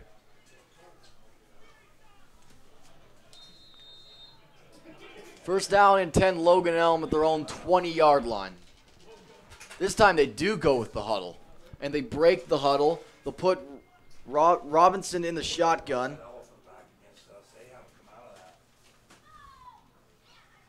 Two wideouts to the right, one far side to the left. Robinson looking over to the sideline, so they still didn't get the play call, and I think this is an audible here. That's Connor Hartley in the backfield at Robinson's right hip. Robinson takes a snap, handoff middle to Hartley. Hartley gets up to just about the 25. Yeah, I think it was Alfie Sterniker and Darion Davis on the tackle with Glenn Cribbs on the bottom. Alfie 28 Sterniker and Darion Davis have been all over the ball all night. Great defensive players, great linebackers. Alfie and Darion, double D, great linebackers. Second down and 5 for Logan Elm. 6 minutes and change left here in the third quarter. Cats lead 28-10. Robinson in the shotgun. Number 24, Connor Hartley at his left hip. Robinson takes a snap. He's running left tackle. He slithers his way past the 30, gets the first down, and he's down at the 32. Clock will stop with 6:01 left here in the third frame. Ankle tackle by Trey Cook, another great defensive player. A lot of these sophomores that are now juniors from last year have improved a lot over the last offseason. The secondary, which, let's be quite honest, was sort of a minefield for the Bobcats last year. It's been very, very strong this year. Very strong. First down and 10 for Logan Elm at their own 32-yard line. 5:46 left here in the first quarter. 10 seconds left on the play clock. And it looks like they just got the call in. Robinson in the shotgun. He takes a snap. It's a draw. Looks like he's going to run right tackle, but the Cats have him bottled up. Big old Hudson and the tackle jump. is made. Big old Huddy jump with the tackle. First time this half they've ran to the right side of the field. They know number 44 is over there. Making great plays all night. 62. Is 62 Gabbrin? I think you're right. I don't have a roster in front of me right now, but great to see Gabbrin out there. Put in a lot of work last season as a freshman. 8 tackles for loss in the game. Those are 8th tackle for loss for the Bobcats. So that quarterback draw is working wonders for Logan Elm, but Robinson's going to throw here. He throws far side. It's a wounded duck into the sideline. It's incomplete, and it'll be 3rd and 12. Big third down for the Grandview defense. Need to make a big stop here punch one in, punch another score in. This game's out of sight. Yeah, I can see it. I can hear it in the headset. 3rd down and 12 for Logan Elm at their own 30-yard line. Robinson in the shotgun, 2 wideouts each direction. Robinson looking over to the sideline. I can't tell who it is in the backfield. It's either been Chase Hoffman or Connor Hartley. I think it's number 30. 34, is that Josiah Paul? And Robinson takes a snap. He's back to throw. He's going to run up the middle. He's to the 30. He's tackled from behind by guess who? Hudson Jump at the 37, and it'll be 4th down. Another great play by Jump. Yep. Probably got at least 8 tackles on the night. You would think, yep. Looks like the Cats are the Braves are going for it here on 4th down. And they run some guys on the field. I think, are they running on the punt team here? I see a couple linemen running off. And let's see what they do here. They scramble to get lined up. 7 seconds left on the play clock. And it looks like they're going to punt. 4, 3, 2-1. Oh, and it's a fake. It's a fake. throw up the middle. It's caught for a first down at the 45. They're into Grandview territory. Tackles made at the 44. And Flag on the 25. There's a okay, is this an illegal? I mean, that was what a mess that was. Looks like Was it roughing the passer? oh my goodness. So they put Connor Robinson as the up back. I was still trying to blurt out what the formation was, and as soon as they did that, they ran a fake punt. Luke Linton with the 20 yard pickup for the Cats. I mean for the Braves, and a roughing the kicker penalty. So put him all the way up to looks like around the 28, 27 yard line. Well, could that play change the complexion of this game? Just talking about how Bobcats need to stop to put this game out of reach, and if they score right here, still very winnable. Hold on to your hats, everybody. 1st and 10, Logan Elm at the Grandview 28-yard line. Robinson, as usual, in the shotgun. 2 receivers each direction. Robinson takes a snap, and it's a reverse, and it looks like he's going to pass. The flag flies, and he is driven into the far sideline. There is a flag on the play. That was Logan Watson, who's the ball carrier there. Looks like it's going to be a hold on 54, I want to say. For Tanny. Gage Harrow. There is Hold on, number 54, it looks like. Holding offense. timeout. Official timeout. And the officials are going to take a timeout here. 3:38 left here in the third quarter. 28-10, Grandview Heights leads. Stay tuned.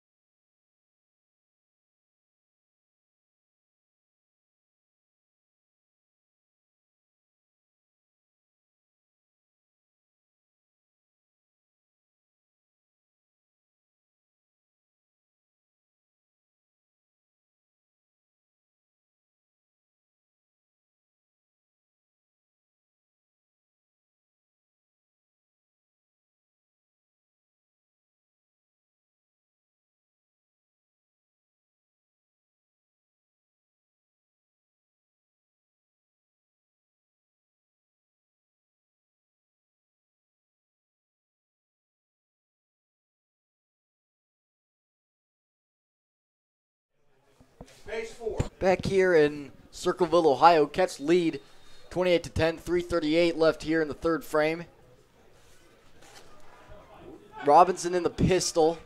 2 wideouts to the right. Robinson, play action. He's looking to throw. He pumps. He fires deep over the middle into double coverage. Flag flies. This is going to be interference on Trey Cook. Pass intended for Dante Brighton. Let's see who it's on. Was a little bit of a push-off. Flag on the play. Oh, definitely on the defense. Pass interference. Another terrible call by these referees. Haven't been the best. Haven't been on their game tonight, have they, Murph? Well, if you ask the Logan Elm fans, they think the same thing. 10 yards. Automatic first down. So some pretty questionable officiating tonight. Both fan bases would agree here.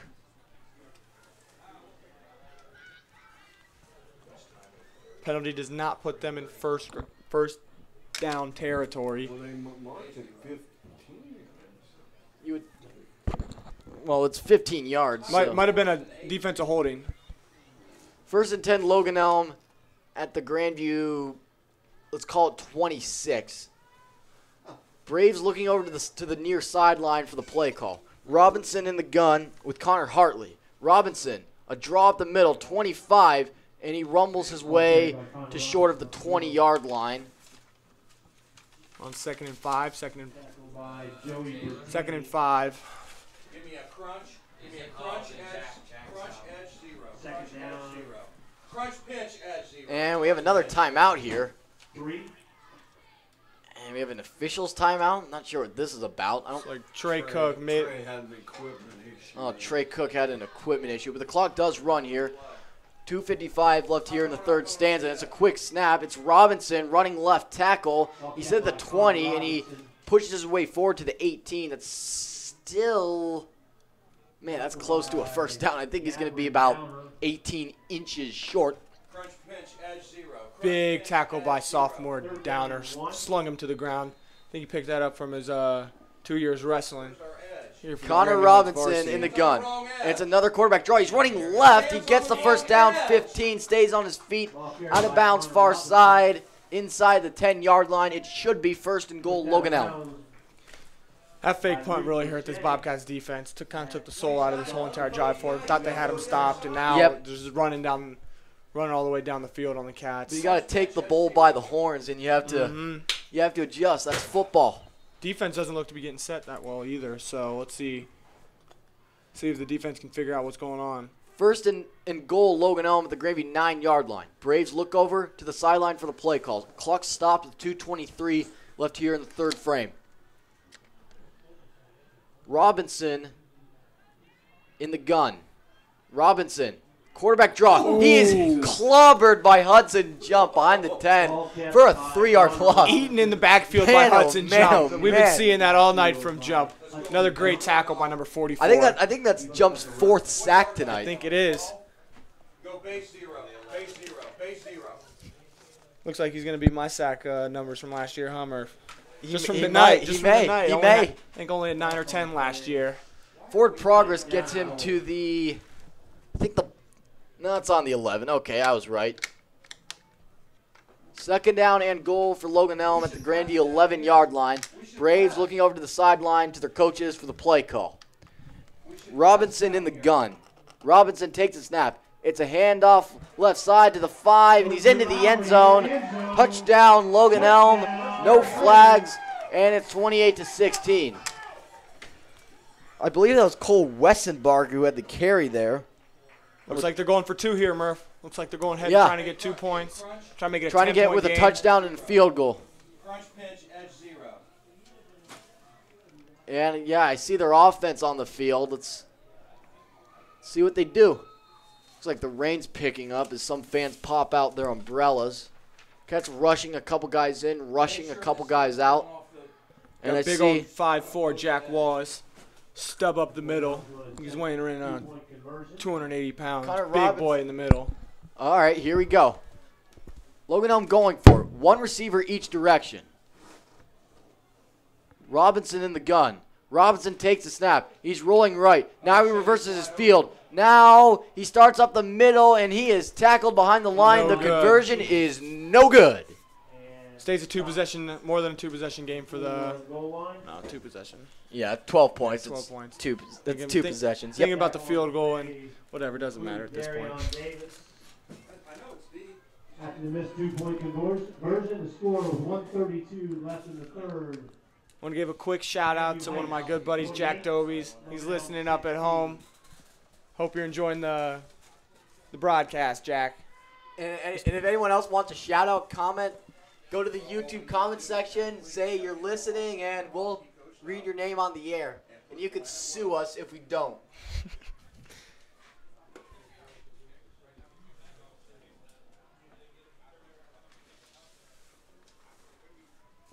Yeah, this has been a bizarre game here tonight, James. Yes, it has indeed. Cats just not looking like themselves on defense, but taking care of business on offense, as usual. On to Sharif. Yeah, right here, Cats need to make sure their front line's ready Luke Lachey. in the baseball position for the ground ball, because Get on the ground. I Glove to the ground. Glove to the ground. wouldn't be surprised if they had an onside kick right here. Starting around the 45 anyhow. He's just standing there. No, he didn't fill at all. Hamza Sharif to kick off here for the Braves. Luke Lachey and Trey Cook standing at the 17-yard line to return. It's a squib kick. It bounces. Luke Lachey fields it middle of the field at the 20. Here he goes. 25. Stutter step. 35, 40, 45, 50. Looks like he's gonna man break to beat. one. Far sideline 40, 35, 30, 25, 20, 15. And he's just pushed out of bounds inside the 10. Returns the Great return by Luke run out of bounds Lachey. by Dante And the Grimes Cats in the Logan will Elm have it first and goal. into the field. We've been talking about it earlier. He's been having great returns all year long. Couldn't get that one in. He got tackled by the kicker earlier. Could have had 2 touchdowns on returns, but another still big return. Brought him inside the 10. You spoke off there. You're really giving your brother some flack for getting tackled by the kicker. I For mean, that one return. well, his big brother, I got to give him a lot of crap. First and goal, Grandview Heights at the Logan Elm 9-yard line, same position.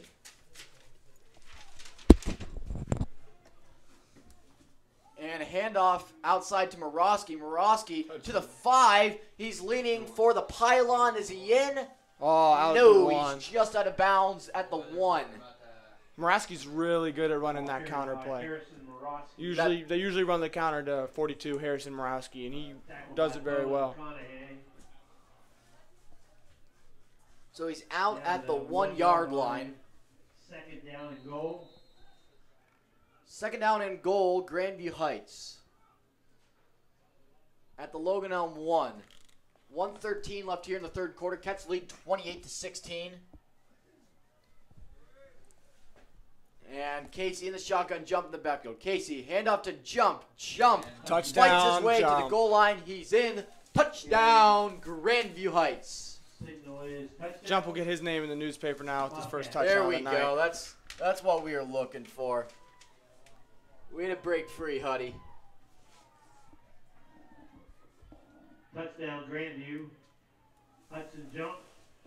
We've also received word that Ben Foltz is listening to this game from Richmond, Virginia, the University of Richmond. So shout out to Ben Foltz who's tuning in. Another Hope you're- reminder, Bobcat Nation spreads far and wide. This is a global program. Yes, sir. And Giorgi's kick, it's a line drive. It hits off the left upright, but it And bounces in, and it is good. Extra point Also is got good. word that Matty James is listening in from Badgertown, Wisconsin. Madtown. Madtown. So hope you're enjoying the game, Matty. Third. And Ben Foltz. Grandview Heights 35. Ben Foltz. Richmond, Virginia. Richmond. See you soon, Benny boy. Jump around.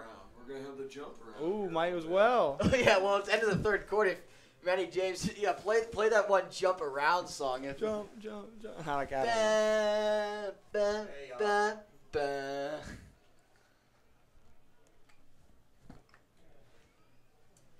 .109 left here in the third quarter. Cats lead 35-16. And a shout out to Calvin Horning, who is listening to this game in beautiful Philadelphia, Pennsylvania. He visited a bunch of colleges there, and he is tuning in.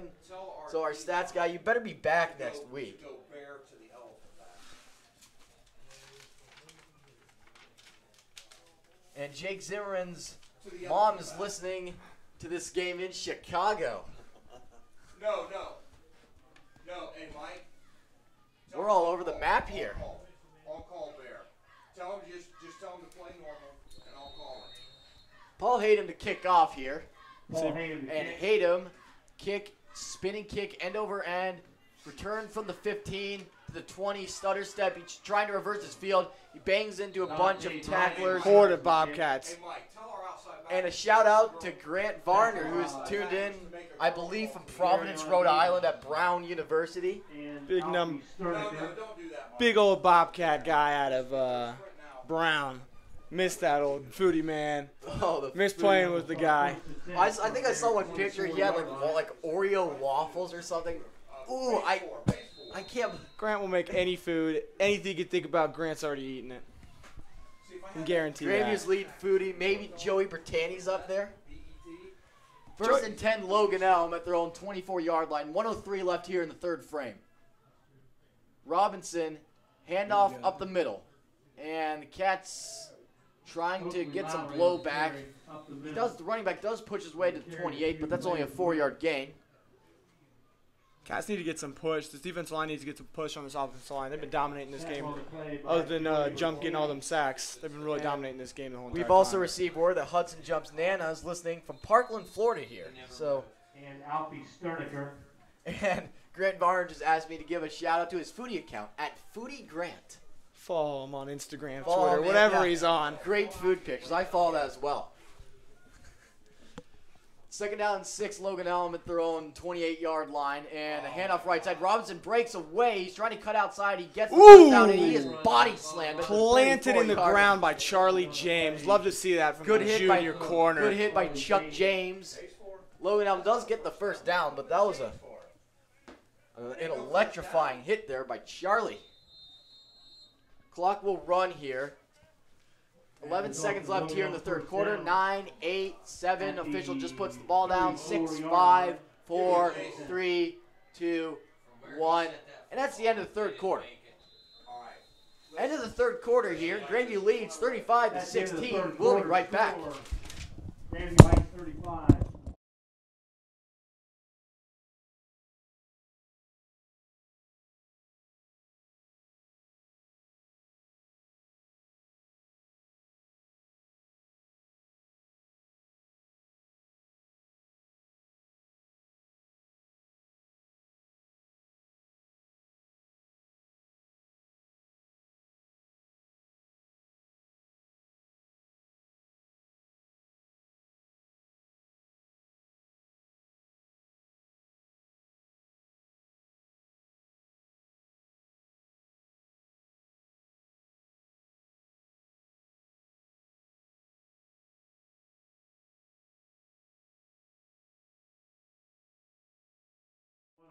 Back here for the start of the fourth quarter. Murphy Horning alongside James Lachey. We have another shout out. Alfie Sterniker's grandparents. They are tuned into this one all the way over in Kansas. So we got Chicago, we got Kansas, we got Florida, Philly, Rhode Island. Virginia. Yep. Got a big demographic for this game. Yeah. We got Midwest, Northeast, Southeast. Anything you All think over about? the place.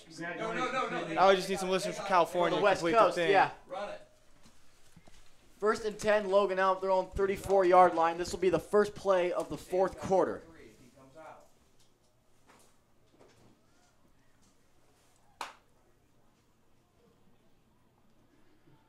Robinson in the shotgun. He takes a snap. He's going to run right.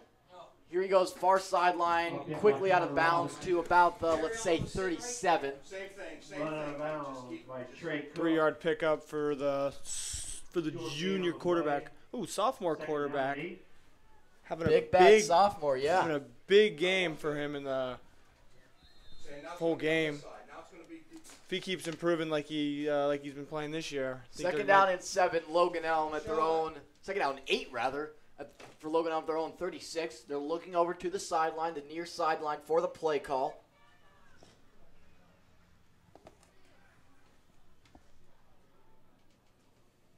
Jump the last defensive lineman, get in his Yep. stance. Robinson takes a snap. He's rolling to his left. Is he going to run it or is he going to throw it? He Oh, is he slammed to the thrown ground by by Hudson Jump. And have yourself a day in the backfield, honey. There we go. Running a stunt inside. You saw that 44 Hudson Jump came around and shot inside the tackle. Darian popped around outside, had a stunt, popped it out. Darian probably should have made the tackle on that play, but jump speed was just too much. Third down. Threw him to the ground like a wrestling move. Oh, yeah, Huddy. Yeah, he's the wrestler. Third down and 19. Logan Elm at their own 27-yard line. 40 seconds into the third quarter here. Robinson still looking over to the sideline. 9 seconds left on the play clock. Now 7.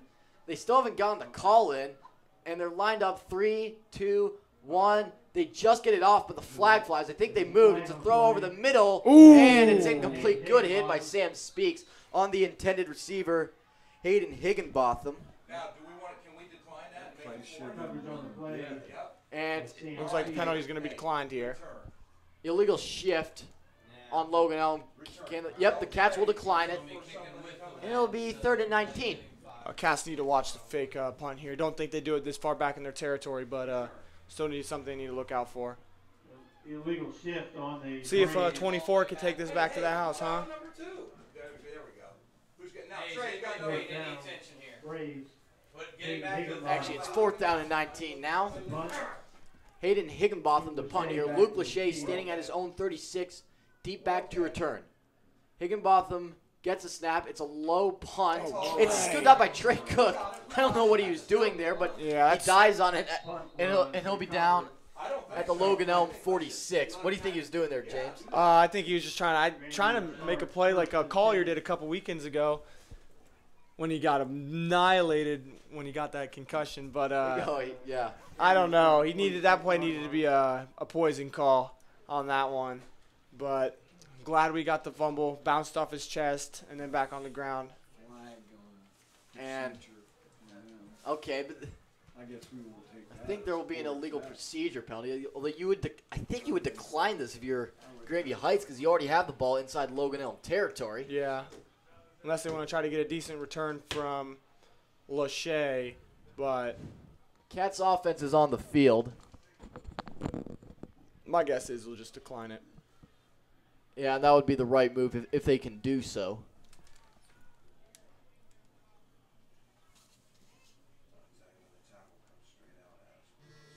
I'd say to put this game really out of reach.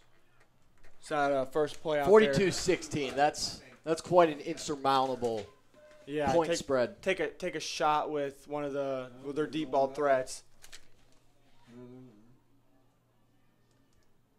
I'd say right here is the perfect time to take a shot down the field. If they don't do that, then I'll tweet your proclamation to Freezing Cold Takes, and you'll get blasted on Twitter. If I was the coach, that's what I would do. Take a shot right here. All right, let's see what they do.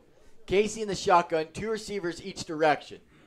Speaks in the backfield, motion by Hammer Collar. And it's a handoff on the end around to Jacob Hammer Collar. He's to the 35, has a first down, and he stays in bounds. Now he's finally tackled at the 22-yard line. So good run by Jacob Hammer Collar. First run of the game for So none of us were expecting no, that. I was not expecting that. Great pickup for Hammer Collar. He's been working hard the past couple of years, and great to finally see he's getting some playing time. We've also received word the Holler family. They're listening from Georgia. So we're all over the map here. Holy cow, we got people in SEC country, in the Northeast, the Midwest, and of course Ohio. Casey, a handoff to Harrison Morosky. Morosky stutter step, and he can't find room as he's tackled at the 20-yard line. So give him about 3 or 4 yards there. Another counter to Morosky. They've been running that with him. That's the second time they ran that play. They had the play where he was knocked out at the 1, but that play has worked wonders for the Bobcats. Roar for the Braves.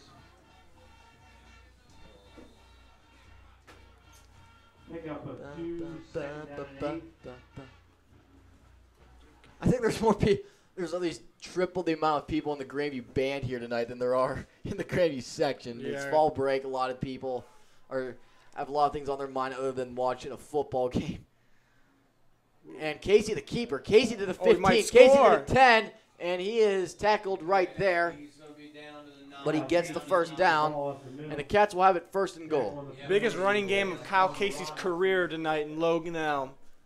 We've seen a lot of running QBs. Connor Robinson. He's been having himself a night, too. How about Kyle Casey running the ball, though? That's what I'm saying. I think it's the biggest running game of his life. Got 2 touchdowns. Got 3 touchdowns on the night. 1 on the ground, 2 in the air. And this is how you got to play when a playoff berth is on the line. It's really coming to show out, having a good game. Other than the first drive through an interception, after that, he's played fantastic. 9:30 left here in the fourth quarter. Casey, a pitch to the outside. Morosky has trouble with retrieving it, and he crawls his way to the 11. So that's a 2-yard loss when it could have been a 5-yard loss, but that was still a broken play. Looked like the pitch from Casey was a little delayed. Harrison wasn't thinking he was going to pitch it at the last second. Ended up pitching it. Harrison ended up making a great catch on the ball. A little distance. Second and, what is that? Second and 14. Second and goal. 14 on yard line. Second down and goal for the Grandview Bobcats at the Logan Elm 12. Casey looking to throw far side into one-on-one coverage. Luke Lachey makes the catch, and he is in bounds. Touchdown for Heights. Lachey. What a toe tap by Luke Lachey.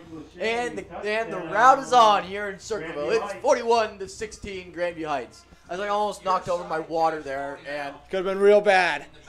yeah, it could have I been. put that real tight. Water, electricity, I don't think they go well together. No, they do not, Murph. Yeah, you're right, James.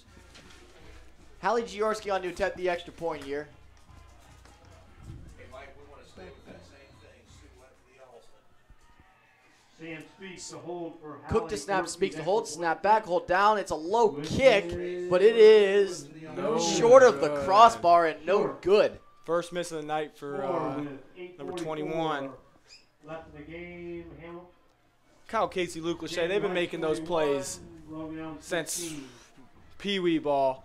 It's just been Yeah. great connection with them two all night. Has been all season. Great balance by Luke there to make sure he was in bounds. Great recognition of where he is on the field. You get paid for those kind of catches, 2 feet. Yeah, that's You get paid for the 2 feet touches. So- that's a catch in the NFL. Of course, in college and high school, you only need 1 foot, but once you get up to the NFL, to the big boys, you need to have 2 in. And I 1 think foot gets you a degree, 2 feet get you paid. a good way to put it.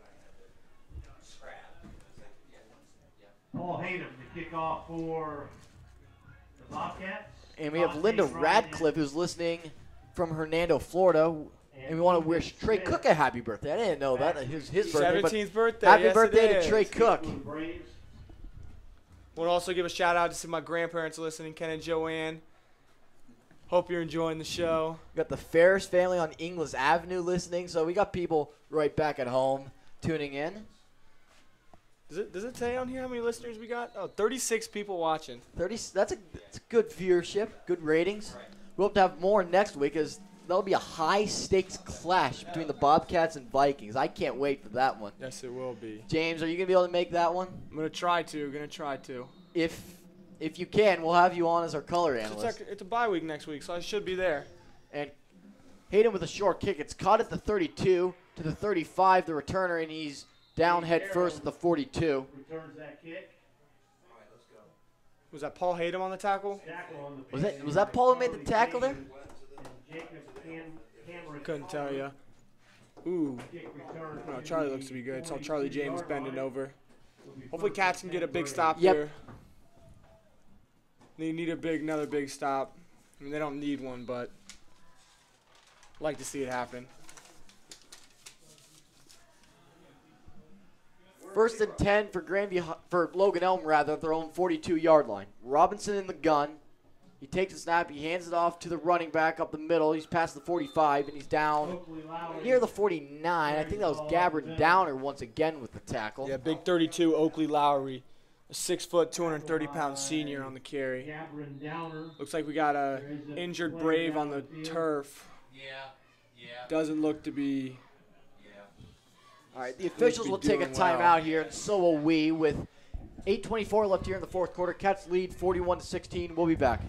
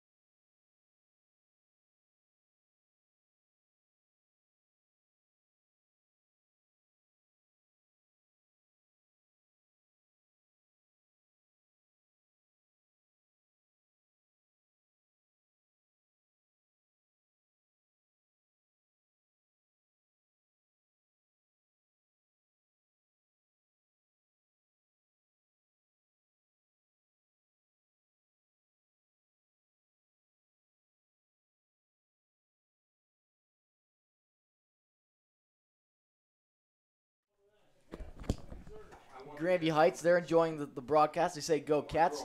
Derek Bramall lives on 3rd Avenue. He's tuned in here. Alumni of the Bobcats football team. I see that Blue Jackets avatar he has. Shout out to the Jackets being the Flyers 6-3 yesterday. There They're we 4-2. go. 4-2. Play the there we go. Blackhawks tomorrow. They're 3-1-2, I think. And play action. Robinson, he's trapped, and down he goes near the 40-yard line. So a whole pack of Bobcats were in on that tackle. Cribbs had a chance to sack him deep in their backfield. Didn't end up making the tackle, but ended up making a big play. Let the defense collapse. Let the defensive line collapse on the quarterback. And I think Gabbrin picked up by a linebacker. By Alfie Sterniker. Ooh, big old Alf Sterniker. And Gabbard Downer. Loss on the play, 3rd down and 12. 3rd down and 12. Robinson in the gun once again. One wide out to the left, one far side to the right. You have Connor Hartley in the backfield at Robinson's right hip. Robinson takes the snap. He's looking to his right, looking to throw. He winds up, fires it into double coverage, and it's incomplete. It was off Dante Dryden's hands. For a second, looked like I thought 24 Lachey was going to get an interception. Yeah. But right over his hands. It's a chance for him to catch that ball. But And for one horrifying instance, I thought Dante Dryden had 4th down and 11. had a touchdown there. And we have Ben Murphy who's tuned in. He's glad I shouted out the Blue Jackets there we there. go, Merv. There you go, little Murph. Saw Murph a couple weekends ago. I did. I saw him. Homecoming. I saw him last Homecoming, week. Yeah. homecoming weekend. Liberty, or not Liberty. You know, Logan Elm. Come on, Murphy. And Logan Elm the punt here. It's an end-over-end kick. Good kick. Fair catch by Luke Lachey. He cuffs up the football, and I believe Logan Elm, not Liberty Union, jumped on the football. Lachey. Come on, Lachey. You got one job. Did you catch the ball, Luke? Oh, I'm going to give it to him later. He's going to hear that one from me. Getting tackled by the kicker. Muffin kicks. Unfortunately, Tackled on the the 2-yard jokes line. that you can make when it's 41-16. 1st and 10 Braves from the 29-yard line of Bobcats. Well, Bobcats defense stays out there for another long drive. Them having those all night. Doesn't really matter. 41-16.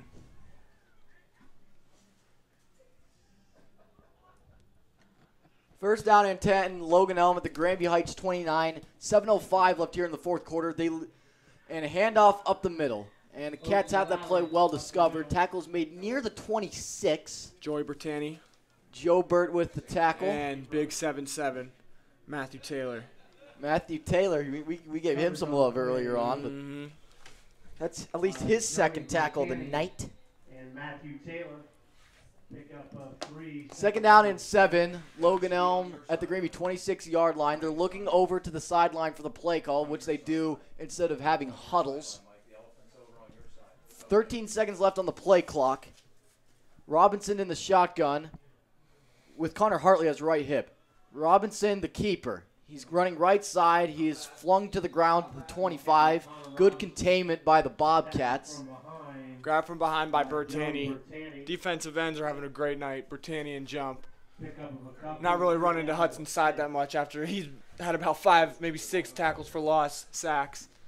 But not really having a choice. Yep. On one side you get Bertani, the other side you're getting jump. We're halfway through the 4th quarter here. Cats have a comfortable 25-point lead.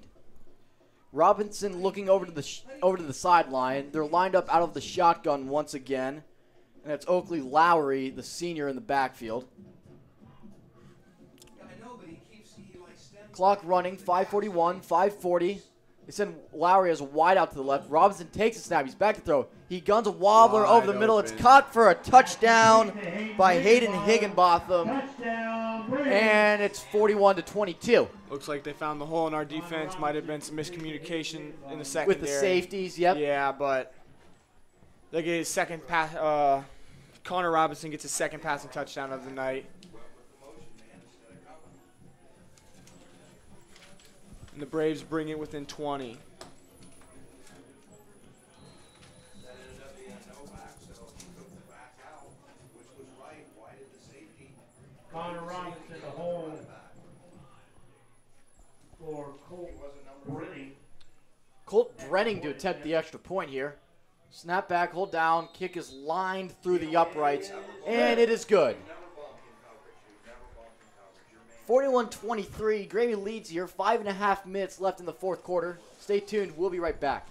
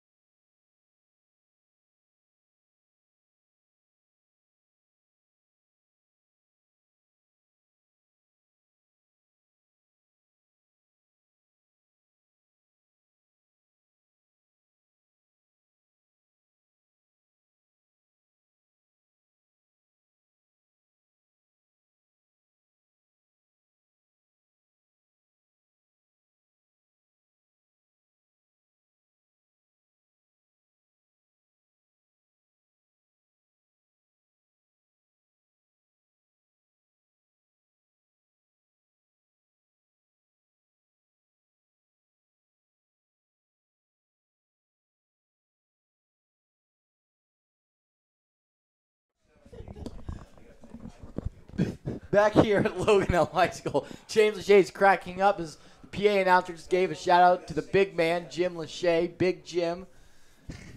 As he mentioned, we have an announcer in the building, and I don't even think they said his name. Come on. No, they did at the end. They asked him to come announce, come give some pointers, I guess, for the PA, but then it's not really his expertise, color analyst.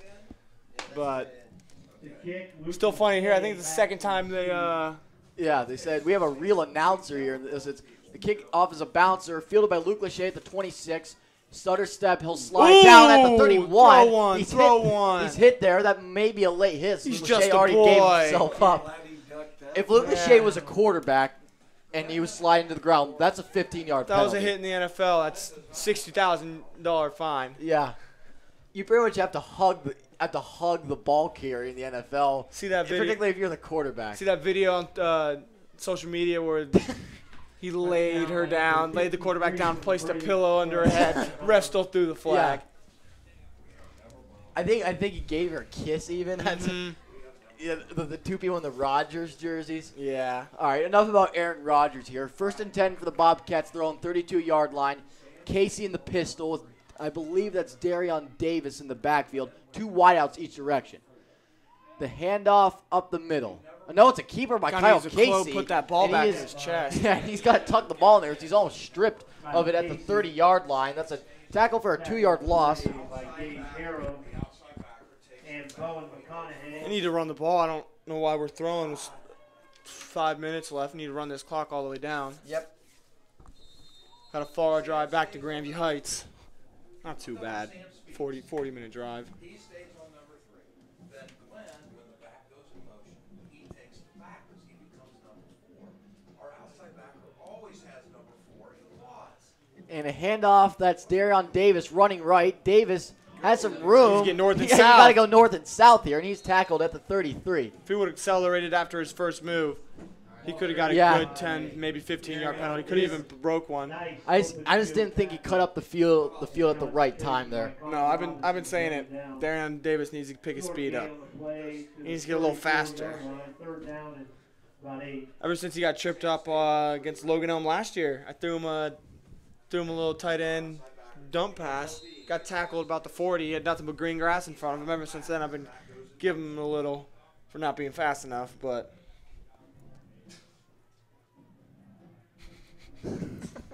Shout out Mr. Peters from West First Ave. West First Avenue. Here's Charlie James on the end round. James, he's in trouble. A flag flies. He's at the 40. He has the first down. But a flag flies on the near side, and I think this might be coming back. Hammer Collar messing around backside. No need for him to even touch him. Holding. That was unnecessary on number 12. Just took away a first down for the Cats. Looks like he's getting pulled out of the game. Personal foul, face masking on the Bobcats. Well, that's an offensive face mask, so that's even worse. So instead of a 10-yard penalty, that's 15 yards. I don't know why I broke into a Boston accent there. Red Sox just won the American League pennant, but I hate the Red Sox. Yeah, I'm still angry of my beloved Cleveland Indians getting swept by the Astros. Although the Astros cheated, so I don't know who to root for in The that. Browns traded Carlos Hyde today. I saw that for a 5th-round pick. I don't know what they're up to, ever. Cleveland Browns have the Tampa Bay Buccaneers this weekend at Raymond James Stadium in Tampa, Florida. All right. It's 3rd down, and I'm not good at math. 3rd down and 13. Grandview at their own 29-yard line. Is that Alfie Sterniker in the backfield? Is that Alfredo? Well, but I know Kyle Casey's in the shotgun, twin sets each direction, and a handoff on the end around. Lead blocker. That's Sam Speaks. Speaks, stiff arm. He falls down behind the line of scrimmage, and it's a 3-and-out. Grandview will punt here. Not the call I would have thought we would have had on 3rd down. Yep. But Sterniker had a great block. Just couldn't get around the edge. Great defense by Logan Elm. Short gain on the play, 4th down, about 13. Oh, so we speculate that Patrick Taylor might be listening to this game. We have received confirmation that he is. So shout out to Patty Cake Taylor. He's got a big game tomorrow. Let's see who Marietta plays tomorrow. I should know this because I'm a Capital guy. They're a fellow OAC team. They beat Capital 51 to 50 this year in a Big 12 type football game. And a flag down. Grandview had 12 men on the field. And speaking of Big 12 football, I think we could have a Big 12 type game between Ohio State and Purdue tomorrow. You got Dwayne Haskins and David Blau, 2 good quarterbacks. Purdue's strength is their passing game, but their defense is nothing to write home about. My prediction, I'm going on the record, Buckeyes 45, Purdue 34. There you go. And Patrick Taylor plays in a big game at John Carroll University, the number That's a 10 big one. team. Yeah, coming off their 6-0. It's going to be a Marietta 6-0. So I think I'm gonna check out Patrick Taylor when they play Baldwin Wallace. Nope, not that. Hayden to punt. Punt is nearly blocked. It's a wobbler towards the far sideline. It bounces. So thank goodness Grandview does get a fortunate bounce there. It goes out of bounds at the 45. That's only a 21-yard punt. So Marietta has John Carroll tomorrow. So they're huge underdogs. As John Carroll is easily the best team in the Ohio Athletic Conference outside of Mount Union. Mount Union, by the way, beat my Capital Crusaders last week 77-3. Jeez. But I got faith in that offensive line at Marietta, so I think they're going to get the job done. Let's hope. Where's John Carroll? Cleveland? Yeah, Cleveland the area? east side of Cleveland. Yeah, I'm going to get the win in Cleveland. University Heights, Ohio. They have a rivalry with Baldwin Wallace, who's in Berea. Marietta plays them the week after. Then OAC rivalries are Marietta, Muskingum, Baldwin Wallace versus John Carroll, and Capital versus Otterbein. Robinson back to throw. He's looking. Fires over the middle. There's nobody there. It was a miscommunication between him and one of his receivers, but landed incomplete. If Speaks was paying attention on the ball, could have been an easy interception. And it looks like the rain's really starting to come down. Everybody in the stands is breaking out their luxurious umbrellas. Really happy we're in the heated Those box. Yeah. It feels nice and dry and warm up here. I don't play golf. That's when you got to get one of those golf umbrellas because those get the job done. Mm-hmm. 2nd down and 10, Logan Elm with the Grandview 45. 2:15 left here in the 4th frame. Cats lead 41-23. Connor Robinson in the gun. You have 3 receivers in a bunch to the right. Robinson takes the snap. He's back to throw. He's looking. He pumps. Got all he day. Stops. He's going to run, and Finally he's going to get sacked. sacked at the 48-yard line. Looks like a timeout for the Braves with 2 minutes and 6 seconds left. I have to give a shout out to my beloved Capital Crusaders. They'll be looking for their first win of the year versus Ohio Northern tomorrow. That's Andy Bergman's school. Timeout is called here. What's Capital's record this year? They get a win It's yet? not. They haven't won a single game. Oh, no. They have a shot versus Otterbein and they have a shot versus Wilmington, but that's about it. So at best they go 2-8 this year. Yeah. Well, I'm gonna check out Patrick Taylor out at Otterbein. And I'll get to see him next November year 2nd. because Marietta comes to Bexley next year to Burnlore Stadium, Primort Field at Burnlore Stadium, to be exact. Also, maybe like a pitch pass. Yeah, but OAC football, you gotta love it. Even though Mount Union wins every year. Nico Card has made an entry into the press box here. He's filming. Couldn't be outside in the rain. Oh, yeah, you like can't the be rest out- of his teammates. Oh, with an eye. I'm doing the game here, Nico. Come on. That technology, yeah, you can't be outside. Water and technology. It's a life-proof iPad case. He could be outside with that. Otterbox? Still gets the job done. 2:06 left here in the fourth quarter. Second down and 10. Or third down and 12 for Logan Elm. Flag Robinson on the punts. play. He's Ooh. under pressure. He escapes. He fires up the sideline. It's a low throw. Incomplete. And it's incomplete. I think we want to decline that, don't we? Tyler Arledge. The indication would be that the flag's on. Offense. Yeah, Gonna be it's declined. on the offense. Cats will decline it. It'll be fourth down. Was declined. As this one, for all intents and purposes, is over. 1:59 left here in the fourth quarter. Cats lead by 3 scores, 41-23.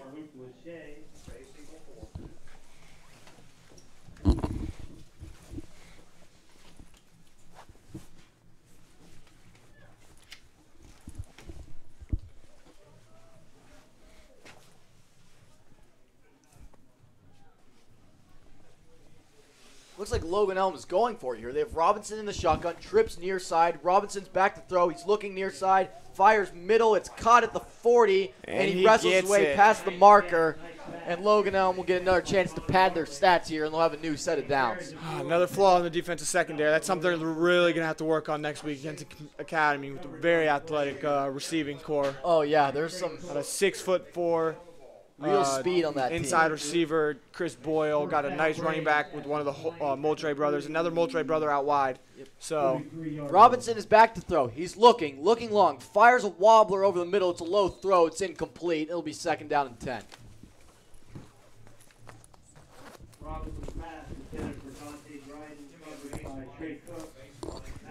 Up next for the Bobcats is Columbus Academy, who is 4-4. I believe, if I'm not mistaken, they have Liberty Union on the schedule probably today. going to be 5-4 at the They end should of the be night. 5-4. So we'll say it's 5-4 Academy versus 7-2 Grandview Heights. Huge MSL game, an emerging rivalry between the Bobcats and the Vikings. Playoffs are quite possibly on the line for Grandview Heights, so get to the stadium if you can get here. As Robinson's back to throw, he's looking near side now. Throws a wobbler middle. Oh, Into traffic. It's cut for a touchdown. Garbage That's points. Dante Dryden, and Garbage points for Yeah, garbage. Logan Elm. they still have a minute 37. It's a 2-score game now, so it'll make you a little bit nervous if you're from Grandview. It should be nothing to worry about. Looks like they're going to kick it, but I wouldn't be surprised if they fake it. They're definitely going to go for the onside kick. Yeah. Going to have the hands team, best guys on You can the just team. fast forward here Yeah. past the extra point. It's a 2-score game regardless. Logan Elm's going to need 2 touchdowns. Because once 41-16, now it's 41-29 as the kick is up and it's good. It's 41-30. No good. Oh, it's no good, rather. Must have been past the right upright. I don't have the depth perception from this vantage point to see that, but it's 41-29, and so one heck of a surge by Logan Elm in the final 4 minutes, but maybe too little too late. Grandview Heights 41, Logan Elm 29. Might have been our corner. So almost guaranteed that they're going to do an onside kick right here. Oh, yeah. Way around How it. much you willing to bet, James? Not a betting man, but if I was, I'd probably bet a decent amount of money on this. Yeah. But got the hands team out there up front. Got Joey Britannia as a big blocker. Darion Davis, Hudson Jump, Alfie Sterniker, Here we Trey go. Cook, Charlie James. Kyle Casey's out there. Kyle Casey's out there. He's on the hand team. Celebrity appearance from Kyle Casey. Hamza Sharif. The ball will be placed on the far right hash of the field. Let's see how Sharif approaches it. Cats have their hands team. Luke Lachey is standing at the 30, but they'll probably charge up. Watch the blooper. No idea how Sharif is going to approach this. Hamza Sharif, the kick for the Braves. See what happens here. Sharif puts his hand in the air. He's looking far side. Kicks a bouncer middle. It's snagged by Sam Speaks. That was not a lot of suspense there. Almost can guarantee the senior captain's going to make that Yep. play. That was the most anticlimactic onside kick I've seen. Looks like Cats probably only need a first down here. Game's over. I think they might Yeah. because they got Braves have 2 timeouts left. It's a practical impossibility for Logan Elm to score 2 touchdowns. They only have 2 timeouts. They have Not gonna happen. Not gonna happen. not gonna happen. All right, I'll put $50 on that one, but Cats might even get take a knee right now, end the game, see what Logan Elm's doing. Yeah, Cats look like they're going for yeah, the knee. Cats look like they're gonna line up in the greatest formation in football here. But before that, a flag flies. Too many kid people on the field, it looks like maybe. Yeah, too many men on Grandview Heights. They'll push him back 5 yards. But who cares at this point? Doesn't have any effect. Doesn't matter. Players on the field for the Bobcats. It looks like that was on Charlie James. Just keeping his teammates out in the rain a little bit longer. Little stinger to the Bobcats offense. Yep. Whole entire Bobcat As it looks like Fans, most of the fans have fled. band's ready to get out of here too. And Casey goes back a couple steps, takes a knee. Logan Elm calls a timeout with 1:34 left in the fourth quarter. They're being a little too extra. Yep. Oh, timeouts. This game's obviously over. Love the heart, but Trying to win on senior night, doing anything. yeah, just let the kids go home. Most of the Logan Elm fans look like they're making their way out down the stands. Looks like the few Granny fans that did make the trip, a lot of them have fled the premises as well. See Jim and Ann Lachey over there. Shout out to Mom and Dad.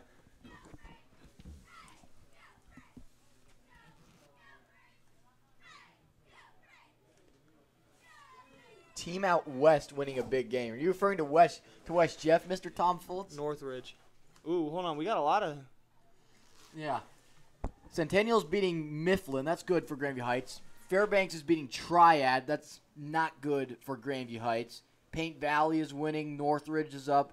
And Team out west. I don't know. Is he referring to West Jeff winning a big game? I don't know. They're not in our I region. know he'll clarify that with us here in a couple Yep. seconds. Come on, Mr. Fultz. Or St. Come on, Mr. Fultz. Waiting for a St. Henry score. Ooh. Hey, if you could check up on the St. Henry Redskins score out of Eastern Ohio. Love that. Appreciate that. I don't know if Grandma knows how to type on this.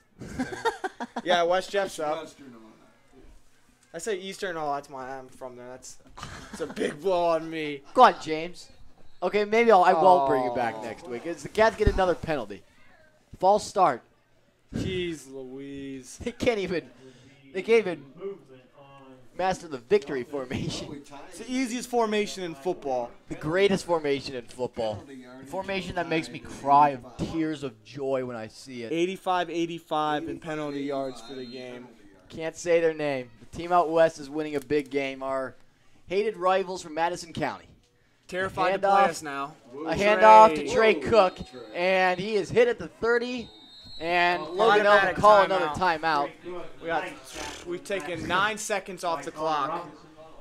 Yeah, because Logan Elm's burning both of their timeouts. Cats will run a healthy margin of time off the clock here Yeah, when they hand it off.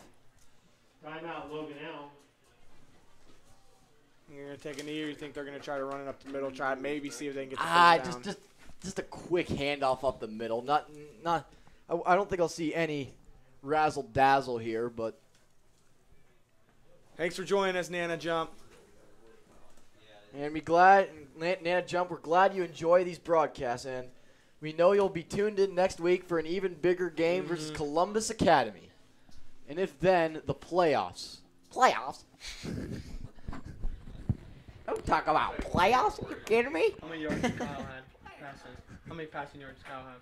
How many what? Passing yards Kyle have? 93. 93. Ooh, that's great. 28-10. St. Henry Redskins up on Coldwater. Powerhouse out of what are they? Division 7? I want to say D7. Casey in the shotgun. He takes a snap handoff to Darion D6. Davis. He is hit at the 31. He's tackled. So the Cats do what they want to do there. Just a handoff up the middle. It'll eat off some clock. A decent chunk. Pop a timeout. On the play by Bowen His play clock hasn't even started yet. Ball at the 30-yard line. If it was up to me, they'd run the clock all the way down. If I was a referee, I'd say call it. Well, I guess they can't run it now. Yeah, I got you. Well, he has to hold his hand. Won't waste a timeout. Paul Tatum in the punt. It's gonna run it down to around 15 30 seconds. seconds, 40 seconds, Yeah, about 37. just under 40 seconds. Cats, would it be a smart move to take a delay of game here? That looks like that might be what they do. Yeah. Okay, Timeout. they'll burn it Timeout, down Peters. to call timeout. Okay. Grandview. And the Cats just want to get out of here as soon as they possibly can. Those who endured the rain tonight, thanks for supporting. James, you going to be back here next week in the booth, man? I thought you guys auctioned the game off. I heard someone say we did. I haven't received confirmation on that, but you know how the rumors fly here in Grandview. You know how everything wraps in this town. If I'm welcome, if I'm welcome and able to make it back down. If you're able to make Grandview, it, we'll have you on. We'll have you I'd on. love to. Maybe do a full game this time, huh? Yep. We'll have John Sternick on the camera. We'll have Calvin Horning on the stats. So the gang will be all at Bobcat Stadium next week, hopefully.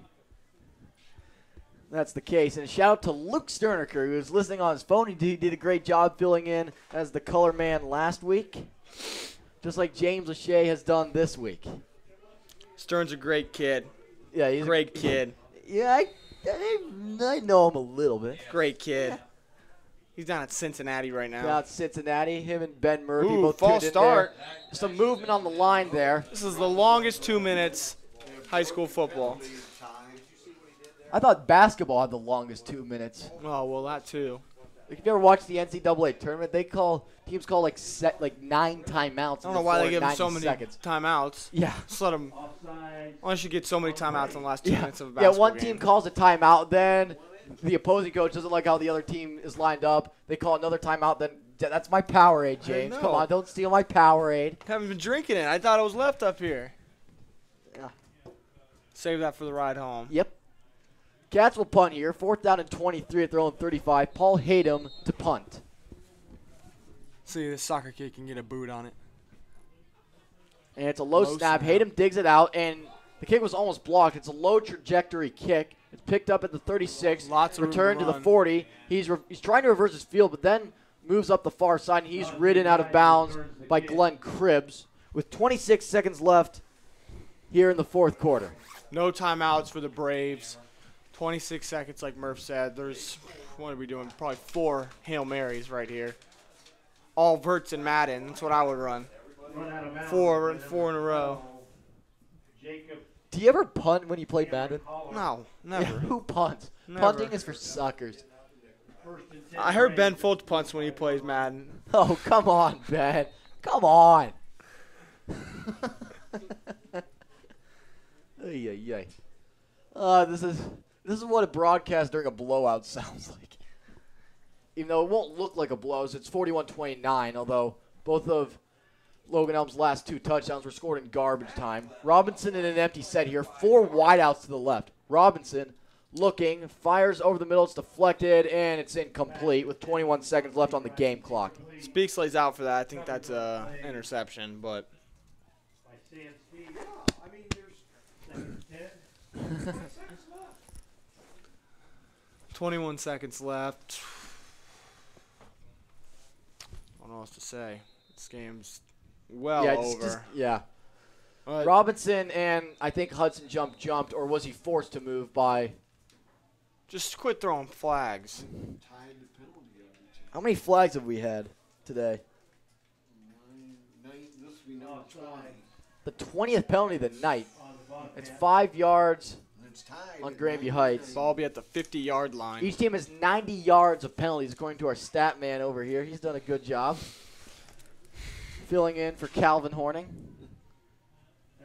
Second down and 5. 2nd down and 5 for Logan Elm at midfield. Robinson in the gun. He takes a snap. He's back to throw. He has time. He steps up, fires over the middle. It's deflected, broken up by Luke Lachey, and dropped afterwards. And it's now 3rd and 5 with 15 seconds left in the game. Would have liked to see another one of those one-handed interceptions he had last year against Bishop Gets Reedy. Reedy. Oh, Yeah. man. That made the huddle play one of the huddle plays of the weeks.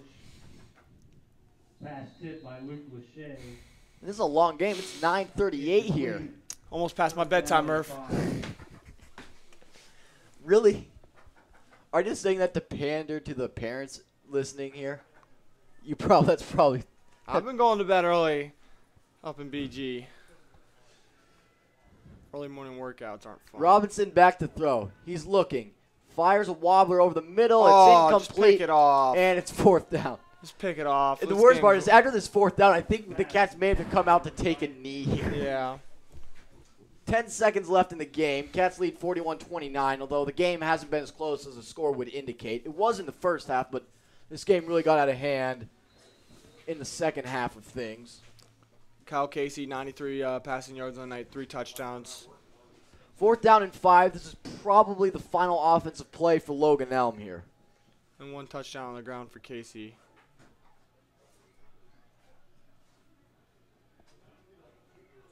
Connor Robinson in the gun. He takes a snap. He starts up the middle, and he slips a tackle. He's tackled at the 48, 4, 3. Oh, they stopped the clock with 3 seconds. Turnover on downs. Turnover on downs. I Yep. should have let him just get the first down. I think the clock ran a couple extra seconds after he was down. Matthew Taylor made that tackle with 1 arm as he was falling down. And now the Cats will line up in the best formation in football, victory formation. Hopefully we can do it without getting a penalty like last time. Make sure Charlie James is on the sideline. Luke Lachey deep back. And there's the ball game. And Casey takes a knee, and that's the game. Final score here, 41-29. Grandview Heights beats Logan Elm.